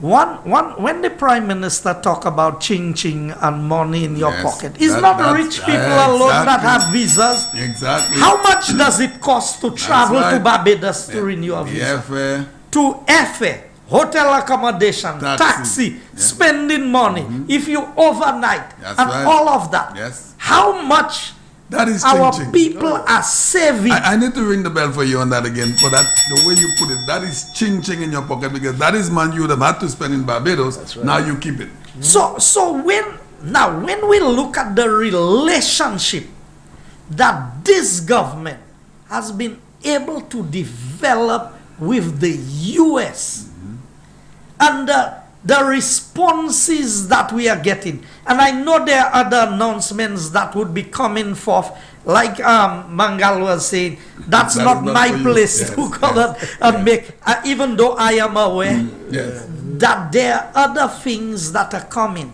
Now, think of it. The Labour Party is playing games. I come to the politics to deal with that, about what's happening in Central Castries. But I hope that the Labour Party realizes that the strides that we have made, because remember, they were the ones who introduced impacts. They were the ones who are instrumental in visas being revoked. At least if I said it after the people whose visas were revoked. Yes. Okay? They were involved in all of that, but now they're sleeping in the same bed. Yes. So it's a different song everybody singing. Yeah. I hope St. Lucians pay attention that this can have implications for our relationship, for the government relationship, and for our visa regime in St. Lucia. Yes, sir. and how they begin to view us. Because when the US makes a decision, look at how many years of work it took us. 5 years to get certain things released. I think more will come. You think at the rate that the Labour Party is moving there, they don't like white people. Yes. That's right. They make all kinds of statements. Yeah. They threaten people. Yeah, they have one passport. They have, yes. Yes, yes. I don't know it's the complexion of a man that determines the quality of a man. I know it's what is in a man's heart that determines the quality of the person. Yes. And I can tell any and everybody, Alan Chasney is more a people's person in St. Lucia than most of the persons in the Labour Party. All put together, all. Okay. And Alan Chasney is not pretending to be a people's person. No. Boy playing in the gardens. Marshall as well. Always been. He's always been who he is. He putting up a front. No. He was captain of the basketball team. Right. Let me put it another way. If you want to talk about ghetto, Alan Chasney is more ghetto than all these guys put together. Okay. All. But today they want to pretend that they are people's persons. Yeah, I know them. Yeah. I know them. The places Alan Chasney will sit down and eat and drink and interact with people, they never used to do that. They will never do it up until now. But today they want to identify, so they're trying to pretend. You can pretend some of the time, you can't pretend all the time. That's right. I don't know if you have anything to say, but we need to open the lines and take a few calls. You want to touch on anything with housing before we open up the lines? Well, Champagne, no, just to say, while you get Champagne, you'll have to develop some t-shirts for yes. Well, I hope, Mr. Minister, that I get a yellow t-shirt this time. Because people are asking for it already. They asking. Yes, someday. All right, so we're going to open up the lines, and we do have a call coming in as early as now, so let's take this one. So we are not 11, Champagne. So we have about 10 minutes. Hello, good evening. Hello. Good evening, Mr. Minister. Good evening, Mr. Mangal. Good evening. So I don't mean to be rude, caller, but we're going to give everyone 2 minutes. The minister said we have only 10 minutes. Champagne, but you're taking up my time. Okay, well, go ahead. I just wanted to tell you. Very informative program tonight. I must say I'm looking forward for your next term so that we can implement all these things. Another thing I noticed, you said the lands down in Black Bay somewhere before, they were selling it at $5 or $4. You all sold it for the people. But how come the land in Bacatel that Philip JP have been promising the people over 25 years now, I think, he's selling it now at a cost of $9. So what is happening? Bacatel people, open your eyes to see what is happening around you all, please. Sell that land anyway. Open your eyes. The UWP will take care of that on the Fortuna Bell Road. That's right. Philip JP had 25 years to do that. He didn't do it. Every 5 years, same story. And he called the people to a meeting now saying that he will give, and it's $9. He's selling it for the same poor people he said he put in first. Yeah. And I'm hearing you all giving lands for nothing on the other side.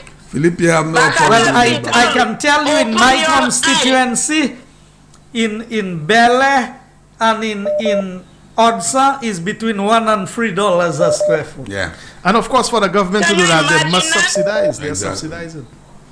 Yes.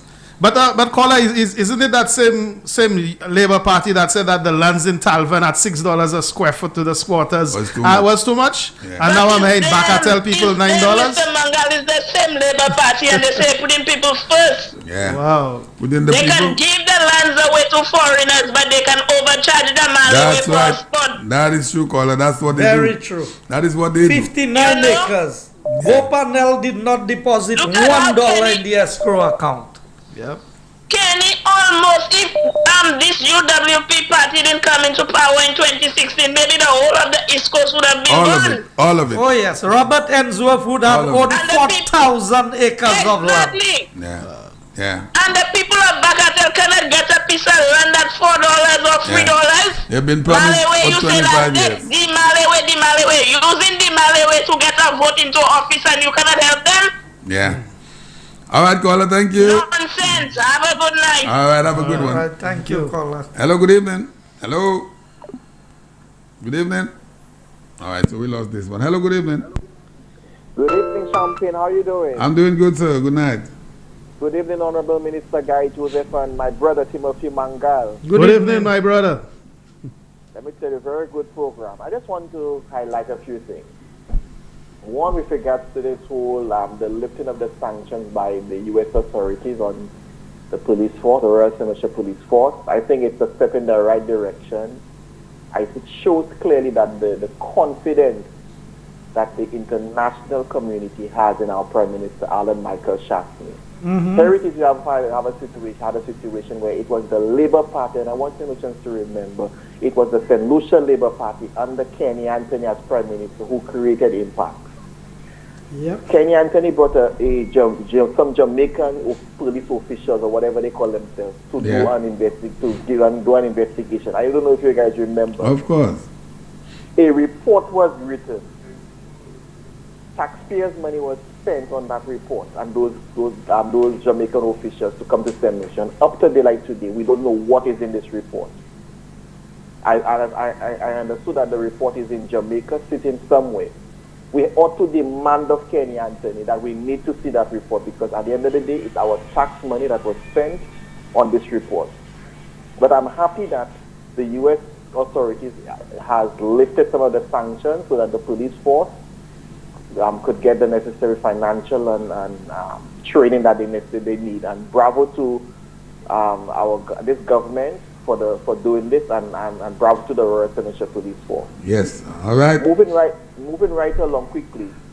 When I heard the Labour Party talking about the poor, and putting people first, it is this government who puts people first. And something like I said earlier, we have the amnesty for the Victoria Hospital, where $12 million was paid off by this government, so that people who had medical bills at Victoria Hospital and who did not want to come there, they can feel free now to get the necessary medical attention that they want. This is the government that puts people first. That is right. When you look at Ojo Labs, the Labour Party and Honorable Guy Joseph would attest to that and will vouch for that. They criticize the Prime Minister in Parliament for investing in Ojo Labs. Say it's a waste of money. That's the St. Lucia Labour Party. Waste of money. Those guys, wasting the young people. Caller, I just want to, we did not invest in Ojo Labs. We invested in the people of St. Lucia. That is right. Because it was the young people who did not, you see, in real terms, you pay for an education. It was on-the-job training for them. People don't usually pay you to train you. You pay them to. Yeah, exactly. So the government stepped in and allowed some of the funds to be used. We did not go and give Ojo Labs money to buy computers and furniture and this and that. The money was used to pay. It's like the apprenticeship program, to pay them a percentage of the salary, and Ojo paid the balance of the salary. So I want to put that very correctly, that it was not an investment in Ojo Labs, it was an investment in the young people of St. Lucia. They were the ones who got the money from the government of St. Lucia. That is correct, and what the government did was they refurbished the building and they leased it to Ojo Labs to invest St. Lucia. Well, I give you up 30 more seconds. And the thing is, over 1,500 young people are now currently employed at Ojo Labs. That is right. Ojo Labs is injecting $4 million a month in our St. Lucia's economy. So it shows clearly. But this Labour Party is so wicked. They say that if they win the elections, they're going to close down Ojo Labs. Yes, that's the objective. They have to shut it down. People who are listening, yes, and who have I will never stop saying that. Have children who are employed at Ojo Labs. On that basis alone, do not vote for the St. Lucia Labour Party. That's right. Your jobs are at risk. Jobs in this jeopardy. Government has done to me a lot of work. Look at the situation with young people who want to open small business. This government has invested, put more money into the St. Lucia Development Bank so that young people now who want to open their own business can have those funds available to open up their own business. All right, caller. Thank you. Good show, my guy. Thank you, caller. Have a good one. All right, beautiful. You know, as the caller was saying about the development bank, I understood that during the reign of the Labour Party, the development bank gave a loan to do a project in St. Kitts. Our development bank, you know, I want the Labour Party to respond to that. Because I understood is a contractor that's well connected to the Labour Party, and I don't even think that loan is being paid. My goodness. Hello, good evening. Hello. Good evening, sir. Good evening. Good evening, champion. Good evening to you. I can hear you. Go ahead. Good night, champion. Okay, good night, Minister. Minister, good night, Mangal. Good night, sir. You know, the St. Lucia Labour Party always highlight the poor people. And something I keep calling your show and I keep telling you, when St. Lucia Labour Party talk about poor people, whosoever have $1 in St. Lucia, they take it from you, make you poor. So you can keep coming and beg them. Yep. And that's the kind of plan these people have for St. Lucia. So you see, we St. Lucia have to open our eyes. Because if you take a hungry man and put him in the kitchen, you can never get food to eat. Yeah, he's going to eat all of it. And the St. Lucian Labour Party, them fellas know exactly what they are doing. Because they use the poor people as an excuse. You know, I remember during the time of the road development from Suffolk to Viewfort, there was a portion of land that the Labour Party sold to some companies. And they say it's for development, and the Labour Party even thinking has to go back and pay that money. Can you remember that? Mr. Joseph, can you remember that? Yep. The UWP had to pay that money back. We have to go back and buy that land from these people because they sold it for next to nothing now in the area. But things like we simply can forget that. We don't forget. But Mr. Joseph, yes, they did the development at the entrance of the airport. That's how clueless these fellas are, you know. Approaching the runway, which is the no-bill zone. They went and did a whole development. And where was the JP at the time? What was he? He was right there. You know, these are the people, when you put fellas like that in charge of a country, what do you expect will happen to the country? What people? Wasn't he the deputy or the toilet paper? I think that's what he was. A deputy have to stand. You know, a deputy have to stand, but since like Philip J.P. was a toilet paper, so you use him and you throw him away. Yeah. And that's what we're supposed to do in this election. Anyway, good night. All right, thanks a lot, caller. Have a good one. Hello, good evening. Hello. Yes, good evening, Champion. Good evening, sir. Minister, good evening. Mr. Mangal, good evening. Good evening, sir. Okay, Mr. Minister, I just said something a while ago about some people can squash tenders and give direct award. Mr. Minister, I can tell you something. You know, Mega Construction won the tender for the Castries school, and you know it was taken away from him because they brand him as a UWP. And I can tell you the contractor's name, leave the contractor, but I'll not do that. No, we prefer not to do that. Yes, I will not do that because I am on the show and I will never do that. What year was that, caller? I cannot recall the year, but it is... that was under the Labour Party? The Labour Party was in power. Okay. And because Mega Construction won the tender, they said he should have not won the tender because he's UWP. So they don't give him the contract and they give it to somebody else. Yeah, that's them. Now but the Alba Bridge, the same thing happened with the Alba Bridge. The person who won, it went to tender first and then they pulled it back and they gave a director. Okay, that's them. And they talk about victimization. But Mr. Minister, I'll tell you something. If you know, the Bible says everything produces after it can. I don't know whether you are aware of, there was a gentleman who used to curse the priest. And this gentleman that was cursing the priest, His name was Ada. And I don't know if you know who Ada was and who is Ada's son. So the same person you see that mashing up church service, he named his company Ada Inc. After his father? Pardon? It was that after his father then? Yeah, exactly. Okay. So that is why I said the Bible says everything produces after its kind. Okay. So if the father was cursing and insulting a priest, so I don't see why that the son now that is produced after his father will not mash up. Well, brother, I cannot respond to that because I would not know and I don't venture into these areas. But it is reality, Mr. Minister. I can tell you that. Well, he didn't tell you no, but he said he don't know that. The only thing I can support you on is that I know the father, and I know the father's name is Ada in truth. So yes. So imagine I don't know the father, but I get it, and I get it from good stuff. Anyway, very good show. Thank you. Continue enlightening solution. I there listening. Thanks a lot, caller. You know, somebody just sent me a message before.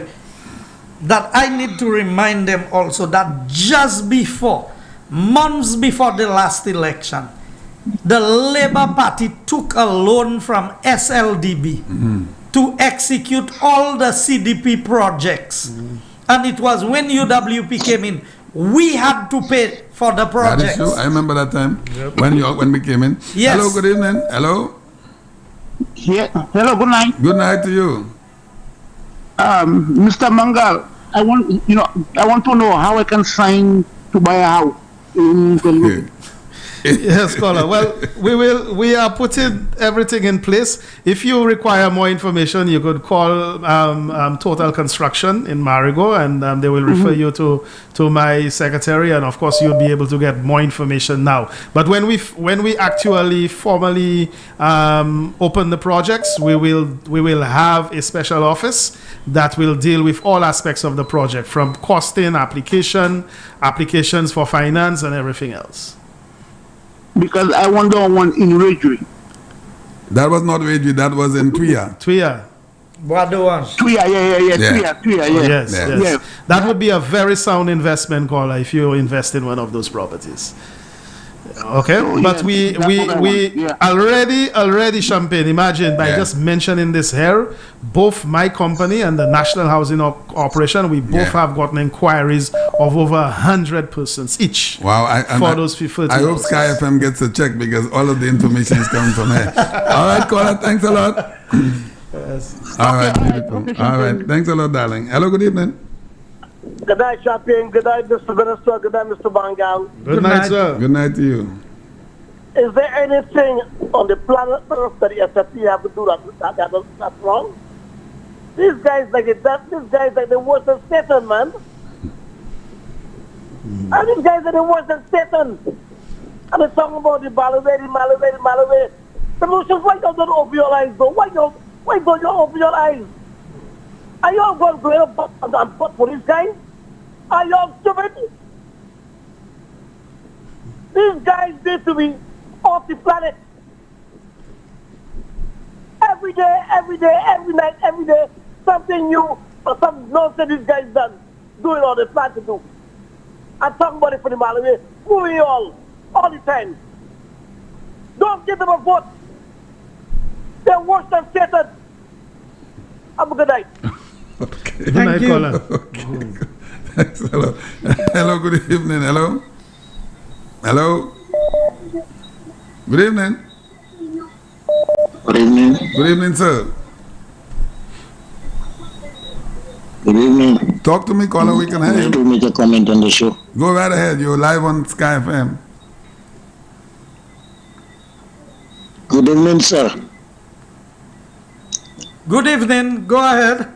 Don't listen to your device. Good evening to you, sir. Good evening to you, Mr. Minister. Good evening. Mr. Mangal, good evening to you. Good evening, sir. Good evening to you. Good evening, my brother. What I want to say is that, Champagne, I have said that and I would say it again. If the labor ministers that are presently in government, which is 6 of them. No, they're not in government. They're in opposition. Caller, hold on. They're not in government. Caller, hold on. They're not in government. They was given finance to take care of the constituencies. Okay? They refused it. and then you're coming back and telling those same constituencies, re-elect me in office, and then I will work for you. Yeah. Okay? I telling them, I am calling from Castries Southeast. Yeah. If they want to see improvement, if they want to see work, if they want to see commitment, if they want to see vision, tell them come in Castries Forestier, in Castries Southeast Forestier. Yeah. Okay? We have the best road now there. Our rep is the best in the island. We have the best prime minister. That's right. Now, Champagne, yes. You know what the Labour Party has just done? They have just opened the eyes of the people. Yes. Because all along they thought St. Lucians were blind, they thought St. Lucians were stupid. That's what they think. But now St. Lucians they opened St. Lucians' eyes. That's right. Because I'm telling you, let me say it, the Labour Party and the UWP Party, okay? You have two football, all right? One is well puffed up with air, and the other one has no air. Yeah. Now, if a sharp needle is coming to juke them, which one will get the bigger blow? Obviously, it's the one that is puffed up. That's right. Now, because it is puffed up, when you see the needle coming, it can bounce itself and get out of the way. Now, the one that is going to left to take the high fall is the one that do not have the air. Now, the Labour Party has given themselves that big high fall, okay, and they want to paint it on the present government. So they have no air. The people has realized that, Champagne. The Labour Party have no. The Labour Party have no air. Already ours. And my last comment is that, Mr. Mangal, yes, sir. I commend you very, very much, sir. We need more people like you to come, especially in the private building sector. That is very great of you. Yes, I agree. God bless you all, and Mr. Minister, I thank you for your encouragement. Already celebrating with you on your victory. All right. Yes. Thank you for your encouragement. Very much. All right, beautiful. That's from my hometown, That's Champagne. right. That call is from my hometown. Hello, good evening. Yeah, good evening, Champagne. Good evening, sir. How is it there? Everybody all right? Everybody's good. Thank God. Mr. Mangala. I want to ask a question there. Concerning the area development, the people who are already there, how much they paying per square foot? I hear you mention $15 a square feet. For where? How about the people who are already there? He's asking about the people that were already on the property. The same thing you spoke about this. Well, I was quoting from a cabinet conclusion from the time of the Labour Party. I don't know, it would be the minister and his ministry. Whatever was in place, because what we are dealing with is not the squatter section, is the areas that have no squatters. Oh, okay. Right. But if my memory serves me right, a few of the people were given lifetime enjoyment of the place, because the NHC actually had to build a couple of houses and allow people to move into those houses because it had to be relocated. But I cannot give you the price tonight on this. I don't know what because the NHC is the one directly dealing with that. But I can find out that information and let you know. Yeah, the reason why I ask that is because I see they come and they build all the drains and they put the infrastructure, like all the concrete roads, and they already had a lot of people there. So I wondering. No, but everybody who was on the property would have been engaged, and everybody would have been communicated to by the NHC. I'm aware of that, yeah. Okay. I was just interested in that price. Anyway, thank you very much. And have a good show. All right, thanks a lot, caller. And thank you, caller. The caller is saying that he saw infrastructure work going on. That's a fact. He said the primary infrastructure is in place. Okay. The roads, the water, the roads, and that is why. Two more calls. All right, so 2 more calls. Hello, good evening. Hello. Champagne, it's me. Yes. 2 or 3 callers called earlier on saying that the SLP government bought some land or whatever, and the UWP had to pay the people back for it. That's the same thing they were trying to do with the pitons. They gave the concession for the pitons, and the supporters now are saying that it's the prime minister that sell the land, and they want the prime minister to pay the people back for the land and take the land. How you call it, Mr. Minister? How dotish are these people? Let me say to you, caller, that is the Labour Party's trademark. They do all the wrong things, and they only see that it is wrong when they are in opposition, and somehow they miraculously, in some miraculous way, they forget they are the ones who did it, and they blame somebody else for it. I mean, it's a classic example is the Azjabet area. Yes, we have not even spoken about that. The Azjabet area, all of the agreements on Azjabet was entered into by the Labour Party because that is where they were going to put the same Dolphin Cove that they said that they were not they were not in agreement with because the UWP government was going to do it. But I know that Norbert on his program will deal with that. And it is, let me tell you, I want to say to St. Lucians, when grown men and women can lie so much about themselves because they are the ones who did the things, and they will come back and say it's not me that did it, it's Champagne or it's Guy or it's Mangal or it's Alan. I mean, these people have to be sick mentally for you to be able to do that and say somebody else that did it. Yes, Mr. Minister, and that is so troubling. You know why? Because the supporters, they don't understand that. The supporters of the Labour parties, some of them the low grade ones, because those the 8th grade or the whatever grade, they can understand everything. They're just playing on the minds of the lower ones. And the people, they just cannot understand anything. They cannot even understand the word politics.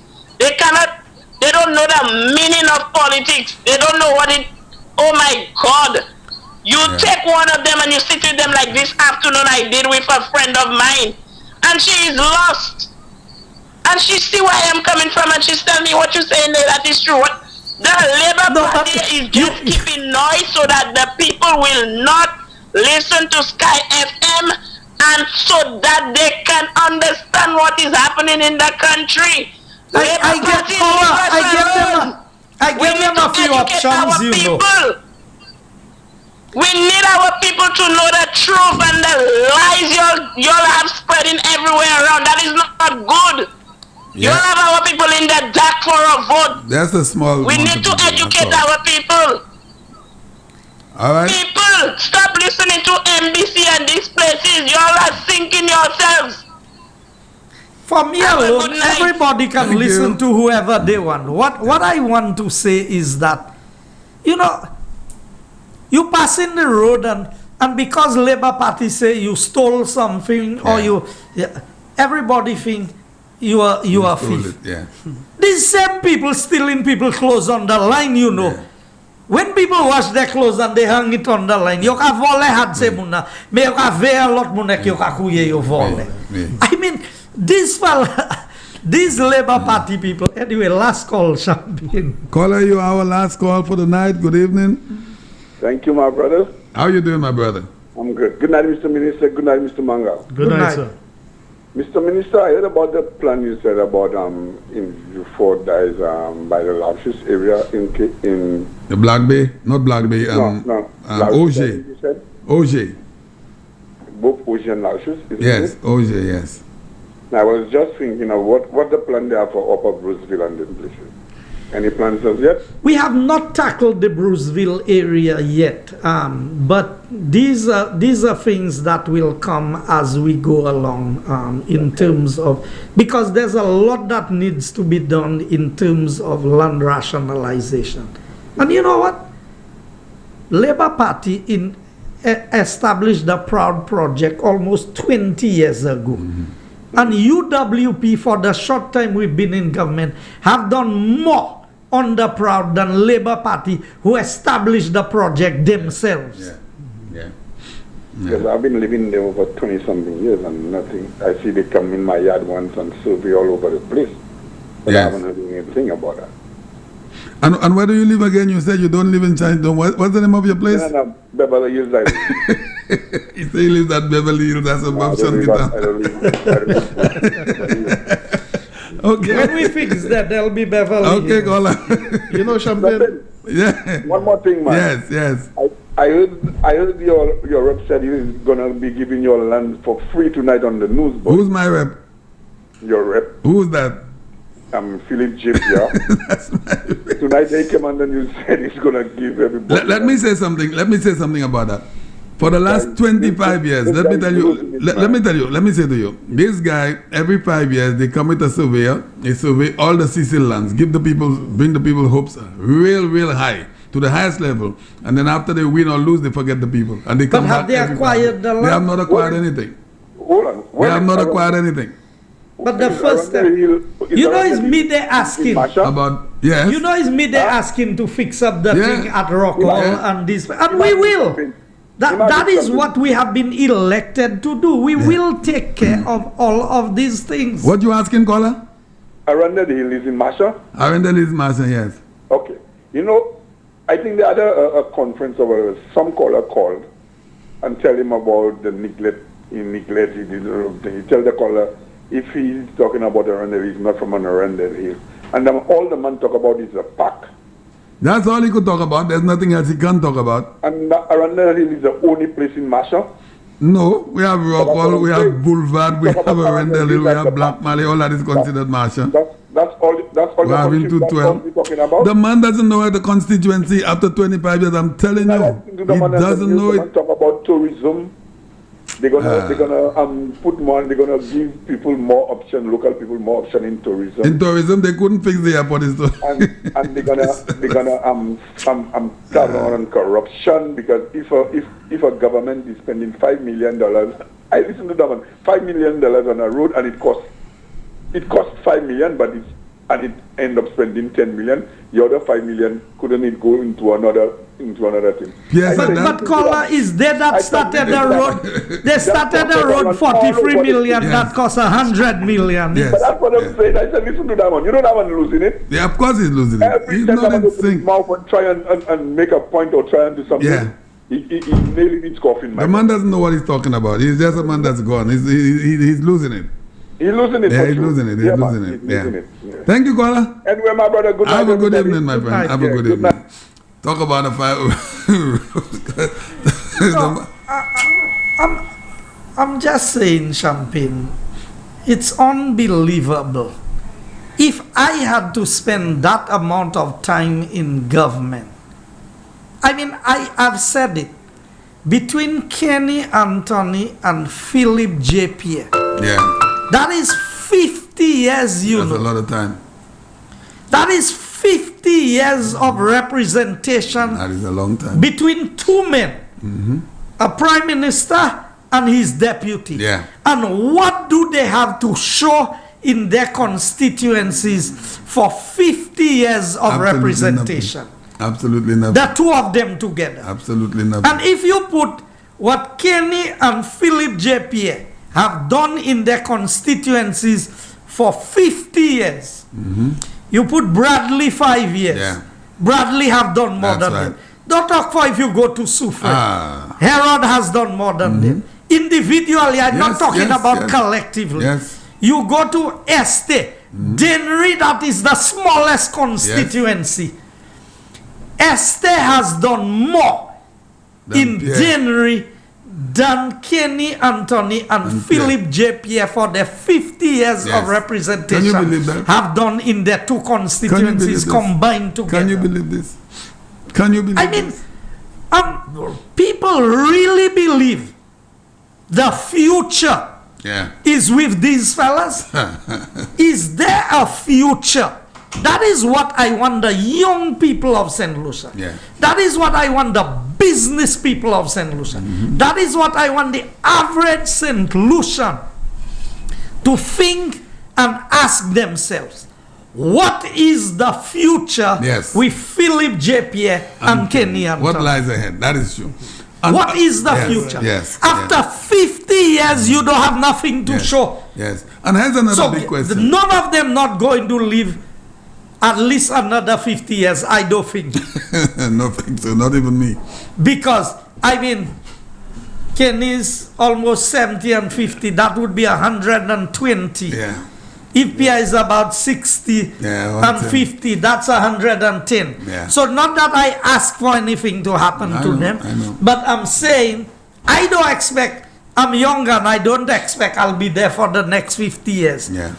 So 2 men, a prime minister, it can't get higher than that. A prime minister and his deputy. Yeah. 50 years of representation. Yeah. And you all don't have nothing to show. And you still telling the people of St. Lucia, give you a chance. Give you a chance. Can you believe it? A chance to do what? Yeah. Yeah. But here's the question, Brother Tim. Here's the question. What has these guys presented themselves that when they were in government, they were voted out? What have they done differently in opposition to ask the people to vote for them? Nothing. What has they done differently in terms of a positive? Simple answer to this, nothing. First of all, it's the same set of people being recycled and coming back. And are we hearing any new plans? No. Are we hearing any new strategy? Are we hearing any new method of obtaining funding or funding anything? Exactly. No, we're just hearing blank statements and blank projections being made without any source of revenue, without any sound policy statement. So he said he's going to go to Fresh Start to give him $10 million. Well, that is what I heard. In fact, it's the very same program that the gentleman who called there, when he said about the person called and he said that the person is not from Arundel. I heard that, and the caller is right. The only thing he spoke about was, he said, when you enter in, first thing you see is the park. So I was listening, waiting to hear something else, and then I heard nothing more. So I was wondering, is it just the park? For 1 second. Producers, put up the park for me, please, before we finish the program in Beauchamp, in Miku South, please. Put the park up just for us to see. When Philip Pierre is talking about parks, put that park up so all of St. Lucia and the world can see. Yes. And if you have Mount Liberty, you can put Mount Liberty. Yes, exactly. Put those parks up, So please. basically, when you are telling people you will be giving them tax breaks, right? It means obviously you are foregoing revenue or into central government. You're gonna now require to do so many other projects. Where is that? Where are you replacing that revenue from? All the construction that is being done, okay, they can stop the construction and give the people the money. So Fresh Start, CIE, nationwide and so on will take money from their stuff and just give it to central government, and so central government to distribute to the people. That is a Santa Claus method. I mean, there's not more foolishness than that. Whereas you are achieving the very same thing you're asking to do by these companies coming in and inject capital into projects. Now you are employing hundreds of people. Every person you employ, there might be about 6 or 7 mouths that they are feeding within their household. It is trickling down to various persons, right? So you are achieving the very same thing, of just that you're not handing out money, right? But you are actually creating 2 things. You establishing your capital projects, and you also creating employment, which redounds down to the people of the country obtaining that same capital to be able to purchase. I don't think there's any Caribbean government that just gives people money. I don't believe that. So let me say to you. You have the clips on producers, please? They talk about wanting to give people money. Let me give you a simple example. Somebody sent me a message today and they said to me, who was it that removed public servants from being pensioned at 55? Now, who told? The Labour Party is telling you that they are for the young people. If public servants were still going on pension at 55, you know how many jobs? Now that was those who were there prior to 2001 or 2003, when the Labour Party passed that new law, will still go to pension at 55. But all those after that, you know at what age they have to retire? 65. Can you believe it? So can you imagine how many new jobs would have been created for the young people? And then the person asked me, that same Emma that is in Soufrière, what happened? When she was in charge of NIC, who moved the age of people. So now more people die before they get their pension than those who get it while they are alive. Then, and I want to ask them one question tonight. Emma promised that when she came into government, she would stop all the gambling machines. Yes, she said that. How did the license get renewed? Yeah. Did Kenny Anthony fire her for 3 days? And I'm asking that. Yeah. Because that is the word on the ground. How was she replaced by Kenny as the Minister for Commerce in order to be able to grant the pension license? And when I told you the Labour Party has no regard for church, for people's religion, for their freedom in what they believe, watch how they treated Melissa, watch how they treated Sarah, watch how Emma herself was treated. Watch how they treated. So at the end of the day, it is obvious how these people operate. Tonight we will close because I know we must close. Yeah. Mangal, I don't know if you'll be here next week, but if there are issues you need to touch on, we are open. Okay. Thanks for the invitation. Yes. Well, I know one thing. I know you are already selling homes on Sky FM, so you have. You mean you get it? You're a real estate agent already? I'm an agent. People are asking for prices and all kinds of stuff. So, like you said, give them another bit of information in regards to that because they want to know prices and stuff. Okay. Let them know when it's. Right. Although you already explained that anyway. Yes. But I will come back at some point to be able to give more specific details as to a particular person, an office, and everything where persons could go directly to and could lodge their applications, right? Both for the purpose of purchase and also for the purpose of possible financing and so forth for those packages. Because we're dealing with them holistically, right? Taking it from the design stage, the construction stage, the selling, and also we're going to be offering a finance package with some partners to the end user, or rather the purchaser consuming that product at the end. And like I said, 30 units, 30 houses may appear to be a lot, but I can tell you it will go very fast and it will move very quickly. And this is a pilot project that we are doing. We're hoping, of course, by that project that even other developers might emulate our concept and would also follow suit and to do it. We don't want it all for ourselves because, like I said, it is not for profit entirely. So we would encourage other persons who are like-minded as us to be able to get involved into it. And we as well also would want to continue to partner with the government of St. Lucia to be able to offer that housing product that is quite needed, especially for our young people. I think there was a shortage, from what I gathered last time, of over 5,000 homes, and persons are just renting and are unable to purchase or unable to receive those homes. So we really need, as a people, to be able to make a dent into that. And one other aspect of it that I must touch on, the caller from the Mang, I think in View 40 said, right, that called, that's a very good point, that the caller is asking, when are you coming in, and you know, when will that property be available for me to purchase?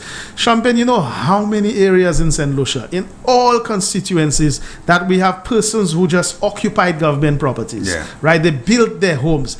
It is obvious they would have had to build those homes with cash or would have taken a little credit from other minor facilities, the credit union. Because without title, you cannot have access to proper credit, right? So all of these people are living on what is called tangible assets. So if your home is valued for $100,000, right? You virtually have $100,000 sitting down there that you can do nothing with. Equity. Nothing with. That is equity. Sell, you cannot do anything. You understand? So you have that. I mean, with a program that the government will be rolling out where they are rationalizing all of those lands and will be giving people title. You know how much you are empowering people? Oh, yeah. So, Champagne, if one individual will be empowered with $100,000, and you have so many of those areas in St. Lucia, if we are able within the next 10 or even 15 years to be able to rationalize all parcels of land in St. Lucia and give every single person title, you know how much we would have expanded, okay, the gross domestic product, By just doing that, the GDP, the ability to borrow, the ability for consumers themselves to be able to go to the bank, take a loan, get a loan to finance their own development, their own future, their children's education. Champagne, there is a lot in this. It may not be too much for a developer or for a contractor or for someone looking for a profit again, but there is too much in this country, too much property, too much tangible investment we are sitting down on, and we are unable to do something with it. It is time that we empower our people to be able to give them the necessary force and requirements to propel them forward as a country. I agree. I just believe your housing competitor is on shaky grounds because you've seen that you're expanding your housing projects all over. When I say your competitor, you must know what I'm talking about. No, I welcome him on board, you know. I welcome him on board. In closing tonight, Champagne, I want the people of St. Lucia to take a moment. We can talk our politics as much as we want and look at the reality of what we are doing. This is a project to empower St. Lucians, to give them some value in equity, to own what is theirs. So we look at that, and I want you to understand, Choiseul, as an example, is the largest geographic constituency on the island, but it does not have the largest population. No. What we have done, as we speak here, the Ministry of Housing is doing a project in Choiseul, developing lots. Invest St. Lucia is doing one.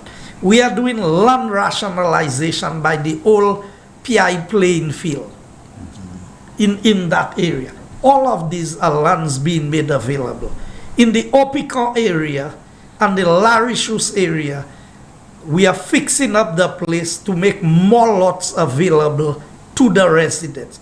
Now we're talking about two opposition constituencies there. There's a project for Lacqua, I think is Lacqua they call there, in Labrie. In Labrie. Yes, Lacqua, I know that area. That project is coming, not Laho, there's Lacqua. That's closer to the village itself. Yes, that project is coming on stream. Then you move into areas like Ancillary Canneries in the Jackmel area.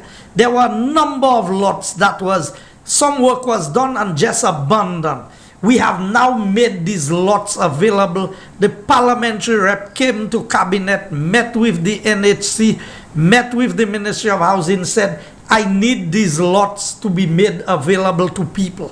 In Soufre, in Fosse Jacques area, Minister Herod, and in the Crestlands area, the abandoned project there.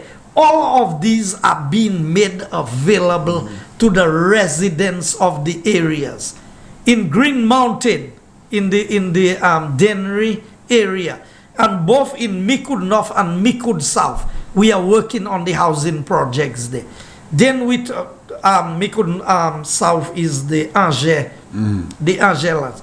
In Orléans, which is another opposition constituency, we've taken a decision that once we can find a way to put pegs, the houses are so close together, we've decided we're not even going to sell these lands to the people. We're just going to donate these lands for the people who already occupy that area in Orléans, where you have all of these houses on the hillside there, because something needs to happen to regulate this area.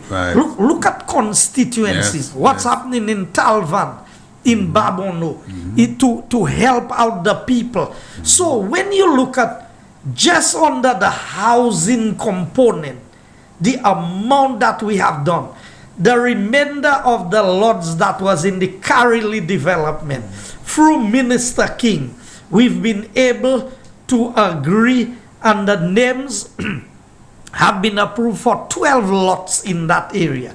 Now, we've not even spoken about the shock development and the housing that becomes available there. The houses at Moshi they build houses and they abandoned the project. We had to come in and take over this project and facilitate trying to sell these houses. Some of it we had to reduce prices. We had a lot of, the NHC had to be very engaged in that process to make these houses available. So I know that charity begins at home. I'm the Minister for Housing. It cannot be that we have not made a dent in housing in Castries Southeast. So we've ordered some sample houses that are going to be put up. We ordered these free sample houses from Dubai. These houses are going to be constructed in the area where the new proposed site for the cemetery is going. The cemetery will be further back, but we'll put one of the display houses down there so that people can see what the appetite is for these type of houses. And I am making in excess of 200 housing lots available. They are now available in the constituency of Castries Southeast as we speak. 200? Wow, yes. That is big. For the residents of these communities and even people from other areas. Now remember, that is in addition to the 63 lots that have been done in Forestier already. So that's why I tell you, when the fellas want to talk about representation, when they want to talk about, I mean, we have about, I think, close to 40 lots at the back of the school in Bexon. On the 44 acres in Bel Air, we have over 160 lots.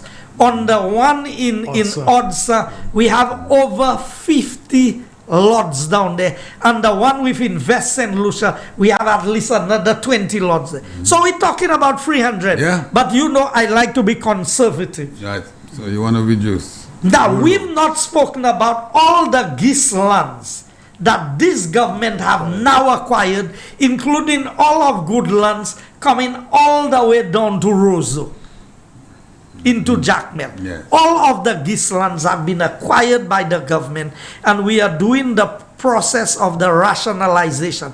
In fact, I just spoke to a consultant who had worked on that project many, many years ago with GIS, and is now getting these same plans that had been established for us to get copies, so we can now regularize all of these areas. Most of the people in Goodlands on both the Castries South and Southeast side do not have title to the lands. There's the area above Lindbergh there in Goodlands. That the owner of the land died. There's nobody who's heir to the land now, and you're talking about close to 40 houses in that area.